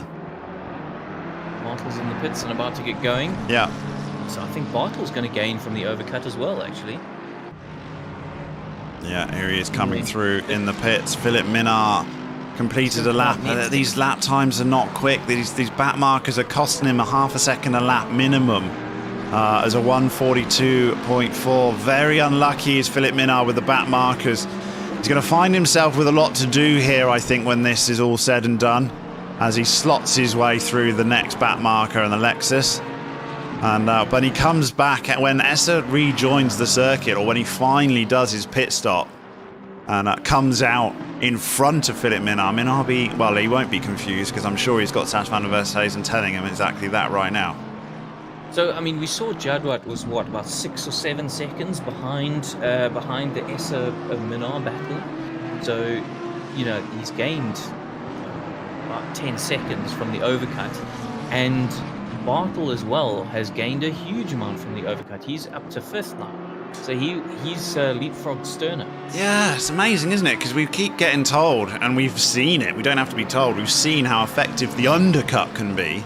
And then in this race, the people that have gone long, the 2 guys that have gone long, have really capitalised. Well, 3, because you got Jadwat as well. So Minar, he sort of he learned his lesson in a way from a previous race, and it's come back and bit him again in the opposite way, as he's pitted early. He's got 1.6 seconds. He's see a masterclass car in front of him, but it's not the one he think it would have been in Zyressa. It's Bashir Jadwat.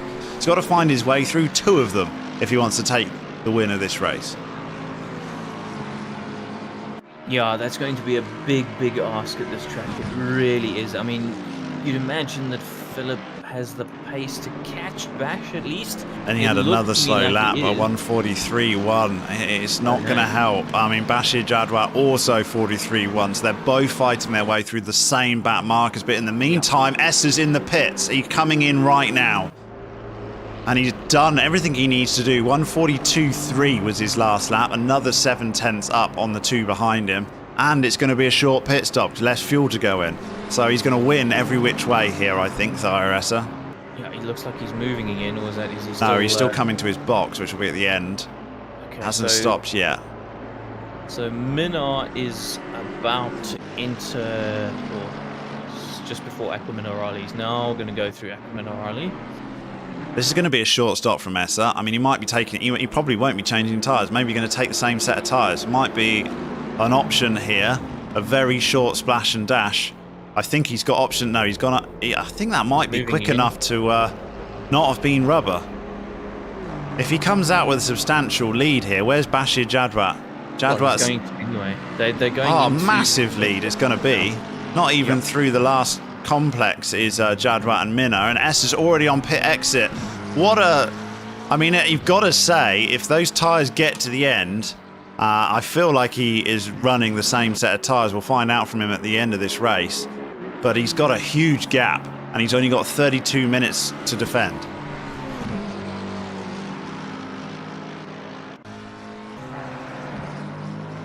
So Zyressa is almost a sector lead from his overcut and shorter pit stop.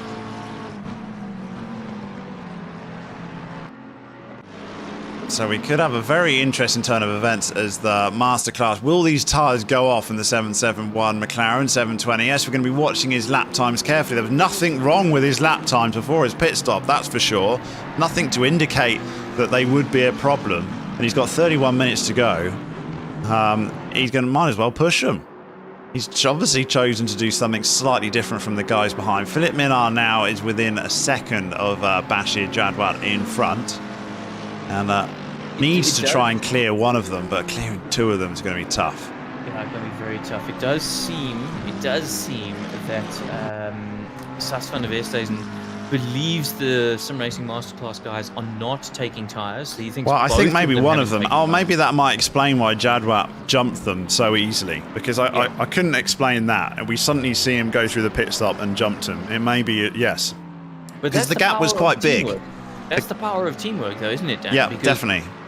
You know, you can say, right, Bash, you take... 19.8 seconds. Yeah, but just take fuel, don't take any tyres, and hold up Minar. Yeah. And Hannes van Veek has set the fastest lap of the race in 12th position. My pick. Maybe a little bit late, unfortunately. But yes, very well done for your fast lap of the race, Hannes van Veek. Where were those earlier? Yeah, that's what I was picking, Dan. I was picking fastest lap of the race. I thought it was drive-through penalties. Whatever works for me. Okay. Well, he's obviously recovering from his drive-through penalty, and if he can get into the top 10, that will be a bit of a win for him, to be quite honest, after an additional trip through the pit lane, I should have said. But yeah, 20 seconds. Yeah, Bashir Jadwat was miles back, wasn't he? So that's exactly what's happened. He didn't take tyres the same as his teammate, and it's massively gained him time, and it's just whether they will last. Mid-engined car than the McLaren is? Do you think it's just that much kinder on its tyres that he's barely going to notice, or do you think they're really going to fall off at the end? I don't know. I think the cool tyre temperatures, if you look after them, the cool track temperatures is going to help immensely in allowing for I mean, you would easily double stint a set in an endurance race, easily, wouldn't you? So 90 minutes would be no problem in a track temperatures like these in a GT3 car. So if it's anything like the real life, then that shouldn't be a problem. Really struggling through Aqua Minerale was Bashir Jadwat. Currently, I'm watching from his onboard but rear wing cam, and you can really see how Minar is just able to attack those curves so much. He's right under the wing of Bashir Jadwat. Bashir goes defensive immediately. Is Minar going to try and go around the outside into turn 17? Thinks better of it immediately. Bash goes nice and defensive. We've already seen that this won't impede him for turn 18. No, this is what you really got to get right. And Bashir Jadwat back on the power. We know that McLaren's not no slouch, I should say, in a straight line. Although I would have thought Mercedes has a better top end, but that straight is just not long enough, really. As you said, though, great teamwork from the Masterclass boys, because, I mean, S has had a bit more pace than his teammate this evening, at least, and Bashir Jadwat's now doing an absolute solid by holding up Philippe Minard, who you feel it's inevitable will get past Bashir Jadwat at some point, but it's 20 and a half seconds further back from Essa, and they're both squirming through awkward lines through there. But as they were, and Philippe Minard's getting frustrated here. Yeah, youngster Minard against the old wise head of Bashir Jadwat. Both of them in Jadwat and Essa, and their strategy calls that so far look inspired with 28 minutes to go, because their lap times are there. Azar Essa 142.6 with high fuel is still half a second quicker than Philippe Minard trying to fight his way through Bashir Jadwat. Yeah, you do feel that Minard, he really attacked Aqua Minerale on the exit there, and it's cost him. Did not look comfortable at all. But yeah, you just believe. I believe that Philip has the pace in him to be at least as quick as, if not quicker, than Essa. But Jadwat is just slowing him down, and there's just no way through right now. That's hard. It's a very hard track to pass on, really is. We'll see that this weekend in Formula One, I'm sure. Qualifying absolutely vital here at Imola. There's only one person that's watching these lap times with a keen as interested as we are, and that's Sas van der Westhuizen, Philippe Minard's engineered for this evening. And unfortunately, he's right. Essa isn't showing any signs of slowing down. He's going through every lap, 142.4. over a second quicker than Minard on that lap. Once again, I think it's looking ominous for a Masterclass 771 win here, and it will be a strategy call that did it. Yep, definitely. Minard does look to be quicker through the first sector, Sector 1 and Sector 2. It just seems to be Sector 3, but there's hardly any opportunity to overtake through there, and it just seems that Sector 3 is where Jadwat is able to show a little bit of pace and keep Minard behind him, to keep him from having an opportunity. Sass says that he doesn't think that they could have made a stint work on one set of tyres, so they're not feeling upset about their stint clock. And like I said, it was almost like Essa forced him into it, because it was a pressure building at the end of that stint where the lap time started to come down, that you just felt that Philip didn't have a choice but to pit, because if he'd gone long, he might have been had anyway. So yeah, there's obviously something these Masterclass cars have worked on. Maybe thought 90 minutes won't be an issue, or they've tried it once before, because yeah, the car's set up for it and the lap times are there. So what would be interesting to find out from Sass is he says that they don't think it would have worked. Have they tried it, or do they just not believe for whatever reason? It's very close. He's really under the wing now, is Philip. Closest he's ever been. Bash goes defensive. Minard looking to try. Oh, this could be. He switched back, and look how defensive that was from Bashir Jadwat. Put his car perfectly. He missed his braking zone. That's got to compromise him here, but you're not going to pass here. Yeah, Minard defensive again.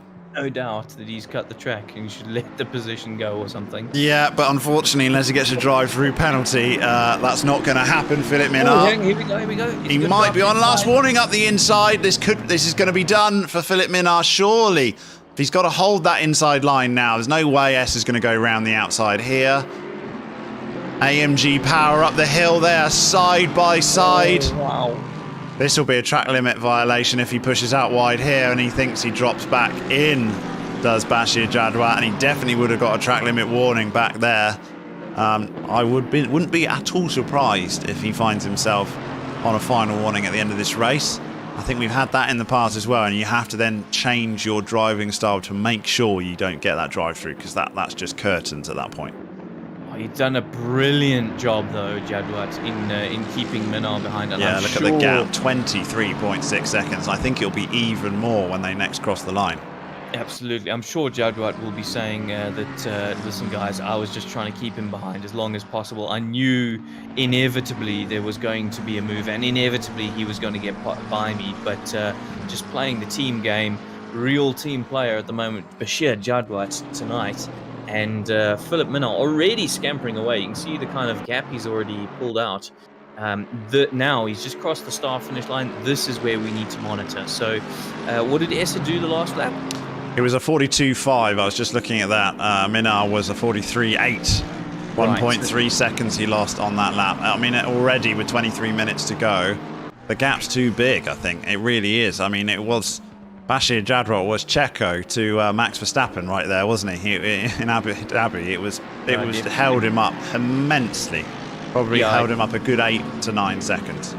There's no ways that Philip Minard can get this. He'll need to be gaining a second a lap. Let's say that S's tyres really do go off at the end. More than a second a lap. It's nearly 2 seconds a lap he needs to gain. Well, sorry, exactly. 23 minutes. It needs to be a second a minute, I should say. That's what I was trying to get at. And I mean, Jadwat's tyres are going to have to... Not Jadwat, sorry. S's tyres are going to have to fall off a huge cliff for him to claw this back. So we'll be keeping an eye on those times, but at the moment, Zyrus is showing no signs of slowing down, and we've seen this time and time again. He pushes full bore, and he somehow manages to produce a lap time in that car no matter what. Let's see what it is as he comes across the line for this lap. Lap 38 will be completed, and as he crosses the line, it's going to flash to a 142.5 once again. That's all he needs to do. And mid 142s, he can do 143s if he likes, but a 142.5 is all that Minard all that Essa needs to do. Minard is a 143.8. Let's see what he crosses the line here, which is his first clean lap. 142.5 as well. So he's got his lap time immediately back, but it's only enough just to match Essa, not claw anything off it. So just checking in with our GTR runner, Mr. Peter Geldenhuys. He's worked his way up to 19th now, Dan. That's a pretty incredible... yeah, we said top 20 was on, didn't we? For consistency alone, top 20. It just shows you the importance of consistency. Let's have a look at his lap times. What's he doing? 145.0 last time out, and his fastest lap of the race is only a 144.0. Yep, I say only because when I look down to the people behind him, we've got, like... Peter Geldenhuys' fastest lap of the race at 144.0. We've got the likes of Jans van Rensburg in 23rd position, did a 142.1. Wilfred Robson 143.5, 43.6. It's like Peter Geldenhuys is like one of the slowest cars. Every car behind him has a faster lap time than him. But he's in 19th place because he can pump it out time and time again. He was only 4/10 off his quickest lap of the race last time out. Yep, absolutely. Really proving what consistency and keeping your nose clean can do for you. And he literally started at the back of the grid. He was stone last when the lights went green, and look where he is now. Yeah, his biggest battle this season has actually just been HLQ, isn't it? Because otherwise he would have qualified for Division 1 easily, just purely from his consistency in previous races, never finding himself in the bottom 3. So... yeah, HLQ has been the difficulty for Peter Geldenhuys, but he'll be enjoying himself this evening, getting into the top half of the field.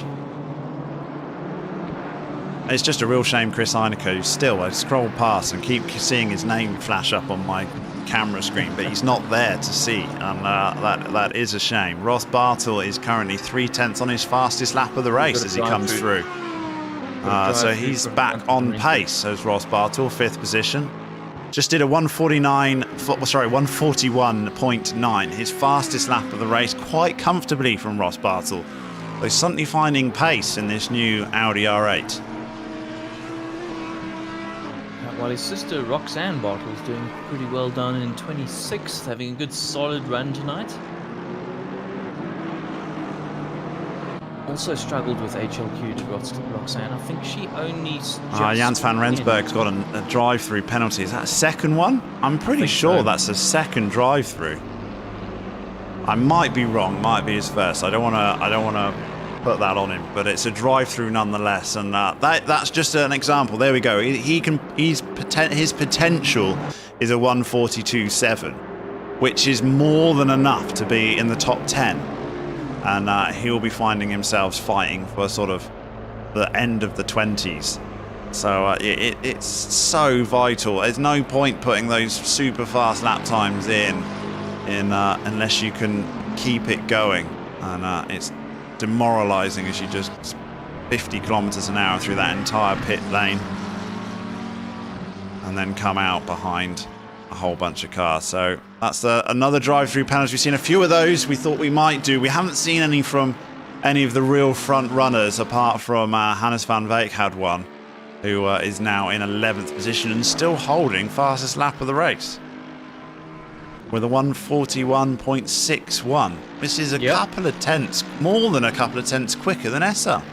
Yeah, it's a pretty impressive lap time that for sure, and I think he did that very close to after taking his pit stop as well. Yeah, he had a drive-through pit stop, and then we saw the fast lap of the race. No doubt frustration, and thought, well, screw it, I'll push, and put an absolute blinder in. But his last lap through was only a 143.6. So the consistency, we keep crying on about it, but in a 90-minute race, this sort of endurance format, it's average lap time that counts. I've got Victor Filter, who's in 13th position currently, and really putting a lot of pressure on Flip van Zyl, number 118 BMW in 12th. Putting a lot of pressure on him currently. Got a good exit, it looks like, out of turn 18. Stay in the slip, Victor. Stay in the slip. Because now you're really going to have to work hard to get past that BMW. I think he's done it. I think he's done it anyway, because he's got the inside line. He's side by side. There should be a pass done here for Filter in his Bentley. And a quite easy one, I think. There we go. Good stuff. Really good stuff there from Victor. And at the start of the race, remember, Victor was well up there. I think he was in 4th position. He was. Qualifying. It was incredible. A little bit of a rocky start and a couple of bumps and bangs here and there, but certainly a really, really solid race so far with 17 minutes left on the clock. He was fighting with Shooter, wasn't he? And he's now in 29th position in the Lexus 113 Lexus. So, yeah, what a race that could have been for that Lexus car, but not to be in 29th position. So Victor's up to 12th now, and he's got Hannes van Wijk not that far ahead in 11th, even though Hannes has set the fastest lap of the race. Victor's 3 seconds behind him. We'll have to keep an eye out on that gap, see if he can close it in. And of course, Hannes van Wijk himself is looking to try and close down Devin Ali's for 10th position. He's about 7.5 seconds behind, so whether or not that's doable, I'm not if he can get himself into the top 10, that would be a pretty solid result with a drive-through penalty, unfortunately. But if he can get himself back into the top 10, it's good showing and potential for the last 2 rounds of the season. While we're thinking about what's left of this season, we find ourselves at the end of round 4. Have we got one more series in round 4? Legends, is that still got to do a round 4? Yes, Legends is up next. So next Monday we are Sim Legends once again, and we are in the Maserati 250Fs, and of course we are at a classic track, an old school track. We are at Feldbergring, which I think is in Germany. Lots more cobblestones as well. A very long track. Because that car isn't hard enough to drive as it is. Well, exactly. And I think it's the longest track, close to 10 kilometers, if I'm not mistaken. I think you're doing you're doing around 4.5 minutes a lap. It's that long, but yeah, that'll be round 4. It's like a Le Mans lap. But basically, yeah, it was kind of Nürburgring almost before Nürburgring was Nürburgring, if you know what I mean. Phil. Just trying to pull up I haven't actually watched any of you, but you've certainly been enjoying that Legend series, haven't you? Yeah. I mean, I That's your little baby. Definitely, I've loved that car, but it's me, and I seem to be a weirdo and like that kind of thing. So, right. Yeah, it's 11.6 k's long is the circuit length. So it's a proper circuit held on public roads, and was used from 1934 to 1936, and actually from 1950 to 1954 as well. So yeah. Very, very old school circuit, indeed. Well, there you go. Next Monday night, tune in for that, where we will have Sas van der Westhuizen will be in comms for that one and streaming that for next Monday night, I believe. Yes, it will. Because Ryan actually races in that series. Correct. So it'll be Sas van der Westhuizen. Tune in next Monday night, and then we'll be on to round 5. All of a sudden, we've only got 2 rounds left. Of this season. That's when we start to need to start thinking about championships. Yeah, we'll definitely get the table. Rounds. We'll get the table up for the next round, next round, round 5, because yes, as you say, it starts becoming a big factor of when you've got drop rounds. I mean, Philippe Minard, he's taken his drop round in round 1 because he changed his car. Correct. So he's in a very much a disadvantage to the likes of Zyressa, who can actually still pick a drop round, and this could be or should be his second win. Yeah, absolutely. And Philip has reduced the gap slightly to Essa. It's 21 seconds now instead of 23. But, you know, it's coming down so slowly that Essa is not going to be worried whatsoever. I have a feeling he's in cruise control mode with 13 minutes on the clock. Yeah, I mean, he was only a 10th slower than Philippe Minard. And just a reminder that he's still on the same set of tyres. So it's exceptional pace from Zyressa and superb tyre management, who probably knew from the start of this race it was important to hold on to those tyres, because he let Philippe Minard run away from him at the start, didn't he? Yeah, he really did. He wasn't worried about that gap whatsoever, because it was all about the overall strategy call. And he's managed to keep control of those tyres for the whole of this race, and the lap times are still there. Fridge Findlay has recovered quite well, actually. We saw him get into a whole lot of trouble at the start of the race, and then I can't remember if he had a drive-through or not. I might not have. I honestly can't remember. I think maybe he was the early pit stopper that then yes, he was, yeah, caught up and everything. But he's currently in 22nd and putting a lot of pressure under Warren Linder, number 141 McLaren in 21st position. So you never know. You never know if Findlay might be able to work his way up into the top 20. You've got 11 minutes left. There's not a big difference between 22nd, 21st, and 20th. There's probably about 2 seconds separating all 3 of those. Oh, and as I say that, Christy Simon gets a drive-through penalty. That's really going to cost Christy. He was doing so well hanging on to that 20th position, and that's just going to benefit Findlay, Linder, and Robson behind. I mean, I think Simon will probably drop down to sort of 26th place, somewhere around there. Do you think that was where he was going through Acqua Minerale, or do you think it was the chicane? It was one of those twos where he picked up that drive-through, and it's probably, he would have been on a final warning, and difficult, very difficult coming into the pits now to serve that drive-through penalty. So Findlay is going to gain 2 places here because he made a late lunge into 17, a good move in fact, because it looked like to me that Linder had braked very early, so Findlay said, thank you very much, you haven't defended the inside line, I'll have that, and he moves up into 20th position. Just in case you thought Zyressa might be happy just to tap off and just hold his 21-second lead, he's currently 2/10 up on his fastest lap of the race right now as he comes to complete this lap. So Zyressa on used tyres, 80 minutes old these tyres are, and they've been pushing just out of 1:42.2. So he didn't quite get his fastest lap of the race, but very close to it. Got Robson in the wall, and we had Jotan in the wall as well. Separate incidents entirely, but Jotan did, I think, just disconnect to go back to the pits. Yeah, I can't get him because he's must have disconnected. Yeah, so Peter Geldenhuys has now found himself in 18th position. Look at that. Keep going, Peter Geldenhuys. Get that car up there.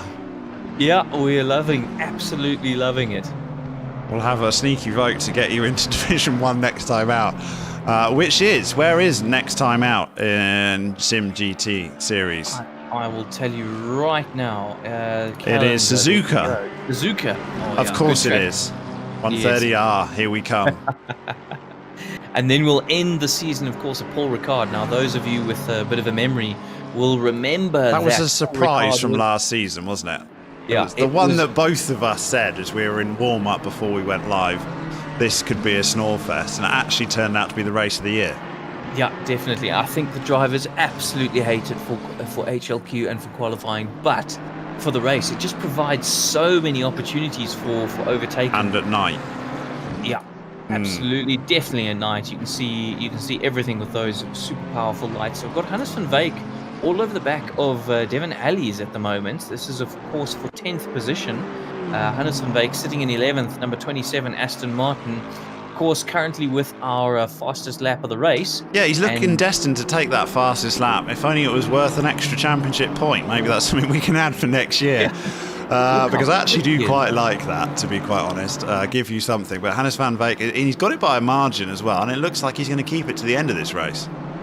Yeah, he does. And riding those curbs way too much, and that's now... Devon Allies goes deep, makes a mistake. That's pass done, thank you. And that pass done, drive-through from Mark van Rensburg in the 7th position. Just had a Mark van Rensburg grab a drive-through penalty. So that'll get Hannes van Wyk another position. They're on their last warnings. That was Aqua Minerali that got him that drive-through because it was served before he got to the chicane. So we see him wash out at Aqua Minerali, and that's, we mentioned it at the start of this race, and now they're starting to pay dividends. I think he might drop down to 14th position. Just looking at the track map, I'm guessing he's going to slot in around Stefan. Here we go. He comes in and serves it immediately. You have a couple of laps to do it, but I mean, you're just so frustrated with yourself. You might as well just get it out of the way. Yeah, absolutely, and that's going to hurt. That's going to really hurt. We see Bashir Jadwat drop 7 seconds behind Philip Minnaar, so it just goes to show what a superb job he did do in holding Minnaar up for a good number of laps, a very good number of laps. Yeah, and Minnaar's still 21 seconds, so he's pulled a 7-second gap from Jadwat, but he's not really closed in on Essa at all. No, he hasn't. It really gave Essa that comfort. It gave the Essa such good comfort, and he can just absolutely chill now. As we see 12th position, who's that? Victor Filter flying through on who took the penalty? Was it not Flip Van Sale? Mark van Rensburg took the penalty. Yeah. The tower's still really just trying to work itself out. He'll come out in 12th. With 13th, Victor Filter close behind him, I think. No, sorry, Victor's now 11th. Goodness, this tower. Flip Van Sale, sorry. Flip Van Sale right behind Mark van Rensburg now. And he runs wide. Runs wide. Who was that? That's Flip Van Sale that ran wide, in the BMW. Sorry. Yeah. Apologies, I got very excited there. I thought we might have had another change for position. We didn't. No, so there's not any really close fighting gaps anywhere. I'm going through and everyone's a second or more. There's nothing super close. Is about the closest. Which is still not really that close, 1.8 seconds, no. So what's the lap times of those two been doing, sorry, with 6 minutes left? Bartel 1:42.1. He's lapping very nicely indeed, like as fast as our leader. Venter 1:42.9. So we may have something towards the end. We can keep that up. We possibly might have an opportunity to get into the top 4. Ross Bartel, which would be a good showing in a new car. Yeah, very good showing. He's really rued the choice of that BMW, hasn't he? He's basically hated that car. I've just heard him speak worse and worse about it every round, and I think it was more relief than anything to just ditch it and go with something else. And now he's enjoying himself in the new Audi. it just never quite gelled with him. You know, that initial new car feel was it was certainly a lot of fun for. It disappeared pretty rapidly, though, doesn't it? Because he was swearing about it basically on round 2, and he persevered for another round, and then before he gave up. Yeah, exactly. So I think he's very glad to be rid of that BMW. Just as I say, the style of that car, I just don't think it gelled well with Ross in the end. When it was super overpowered, you then are doing the lap times that put you at the top of the timing sheets regardless. So I'm looking at times now. He took half a second out of Paul Venter in that last lap, which was 2 more laps, maybe enough. He will only have one opportunity possibly to do something about it at that sort of pace. But he'll be encouraged with the fact that BMW is getting closer in his sights.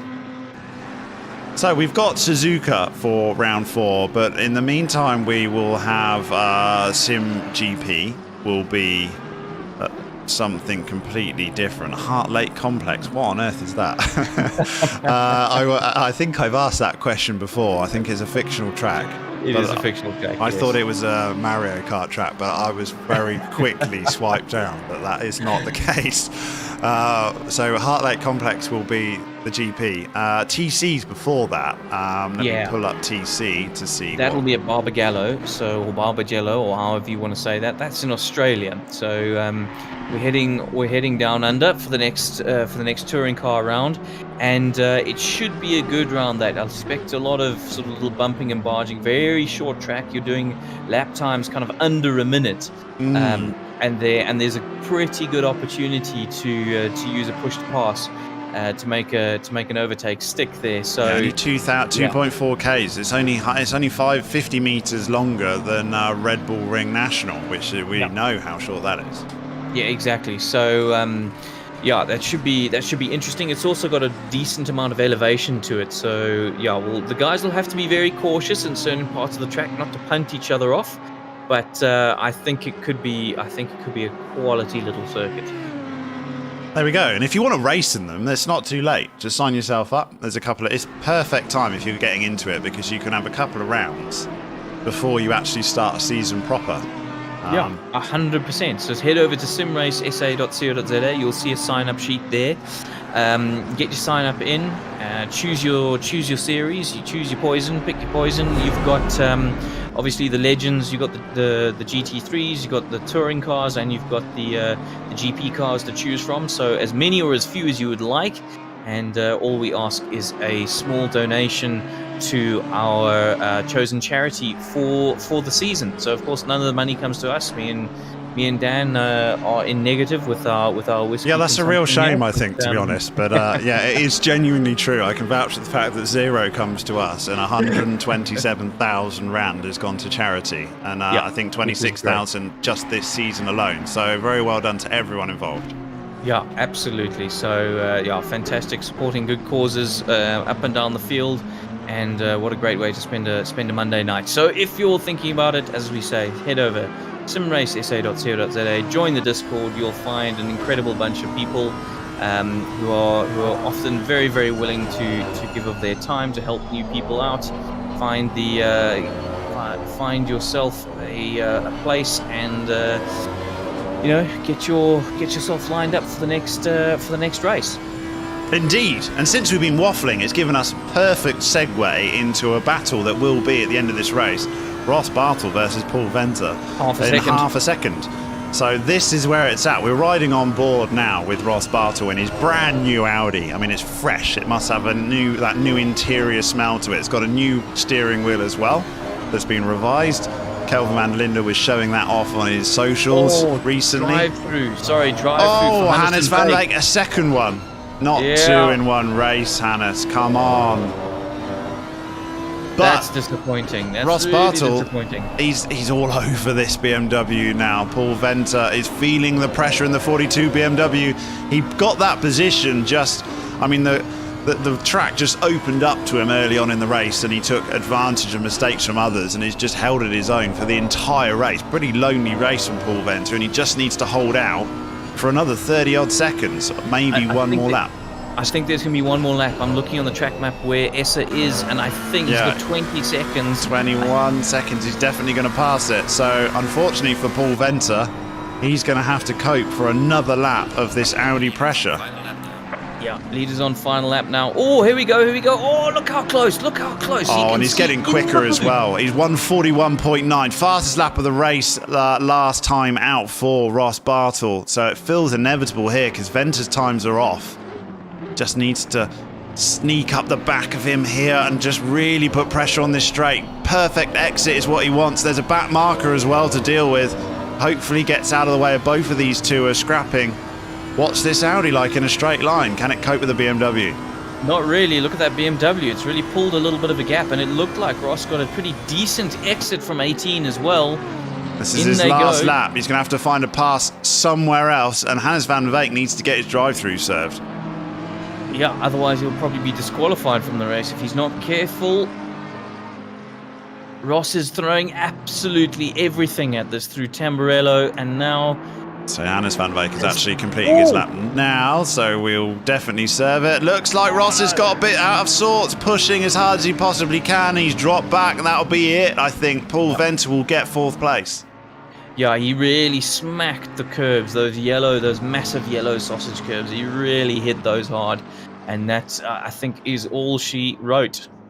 So that's 90 minutes over as Essa comes towards the end of this race to come and complete lap number 52. And the story was Philippe Minard started from pole and ran away and built a sort of 3-second lead from Essa, but it became known to us that it was because the Masterclass boys were trying something different, fueled heavily and using the same set of rubber for a whole 90 minutes. And the strategy call worked out perfectly with a 20-second lead in the end over Philippe Minard. I think Essa will be very, very happy with that, because the overall pace was probably Philippe Minard over Essa, but the strategy call worked perfectly, and nursing those tyres, he must have been managing them throughout the race, and to get them to the end with a gap like that was a superb drive. It's still a very good day out for Philippe Minard.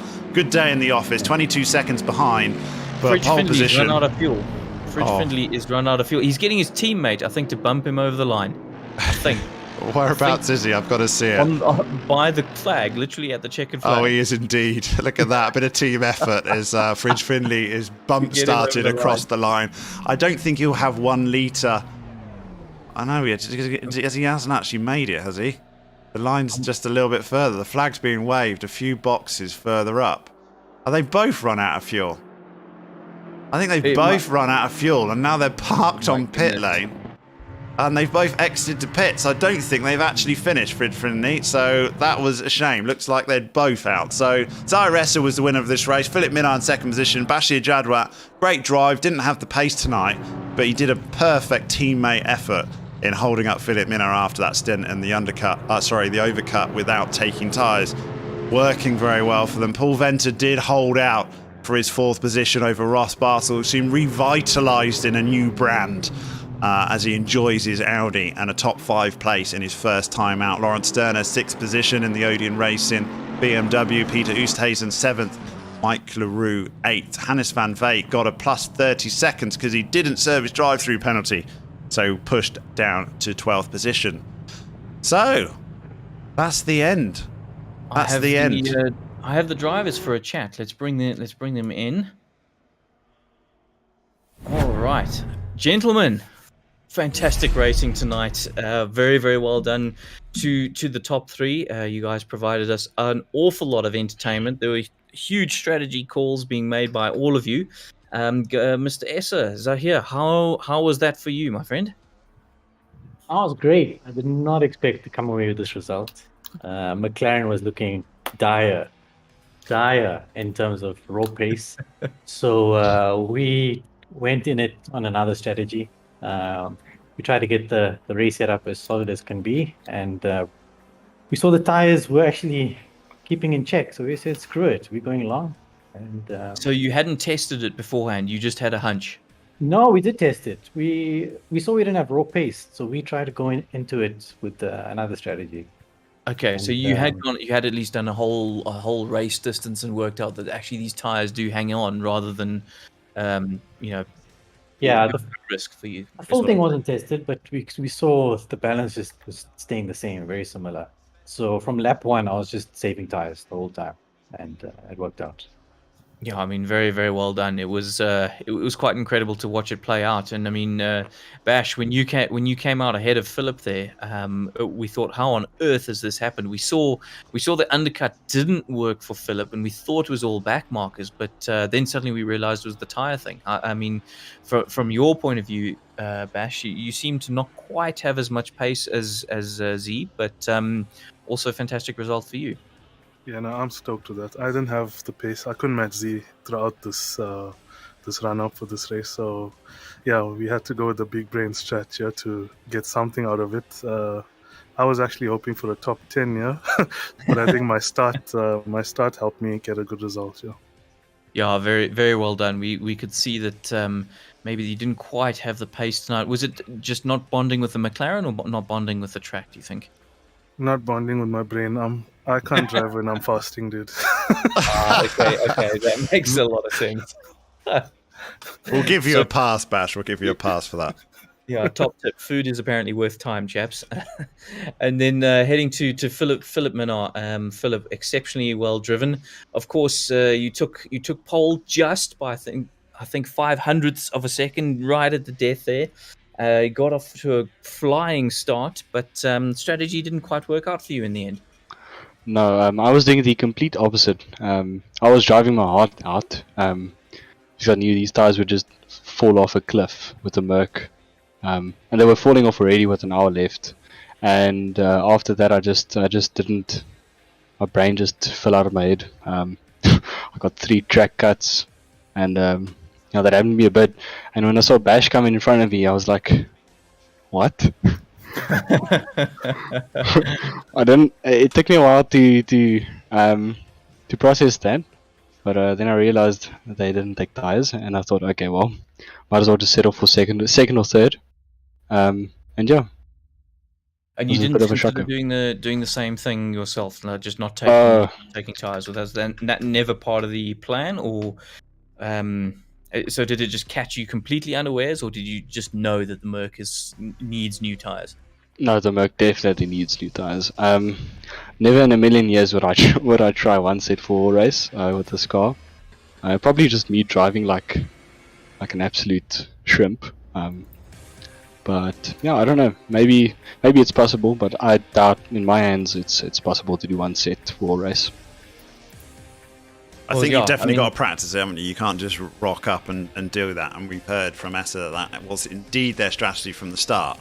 And just the way it pans out, doesn't it? We saw the opposite at Snetterton being the case, wasn't it? Where the undercut was very favourable for a while, and you had to make a pass on track. But it just seems that, that McLaren, that was, if you're going to get the win in the McLaren, that was the way to do it. Yeah, definitely. And very well done, guys. Excellent, well-deserved podium for all 3 of you. And Essa, I think that's your second win of the season, if I'm not mistaken. And certainly a season that we're seeing a few different winners, few different positions up and down the field. So I think the championship is certainly hotting up and going into round 5. Suzuka, how are we feeling? Suzuka. Yeah. Confident? No. For me, I have no idea. I haven't taken the McLaren there.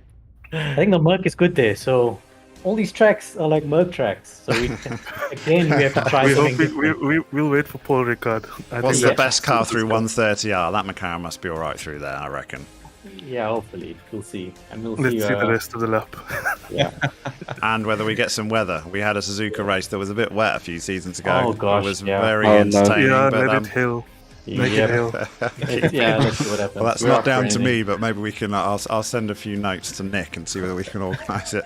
But very well done, everyone. Round 4. We're going to start looking very closely in round 5 at the championship standings, because I think it could get quite tasty with a couple of rounds to go. And until we move on to Suzuka, thanks for joining us for a quick chat. Yeah. Thanks, everybody. Cheers. So that's it here for round 4 for your simGT Championship. And what an entertaining race it was, with strategy ultimately playing the winner here, with the Masterclass boys showing how it's done and using the same rubber for a whole 90 minutes. So join us again next week for Legends. And Yes. Nick will be on the circuit for Legends, and we'll have Sas van Westhuizen doing your stream for you. And you can watch some entertaining, old-fashioned racing after you've watched the Formula 1 this weekend here at Imola as well. Any closing thoughts, Nick? No, just to say thank you everyone for joining us, and we'll see you again next time. Can't wait. Awesome. See you again. Go well.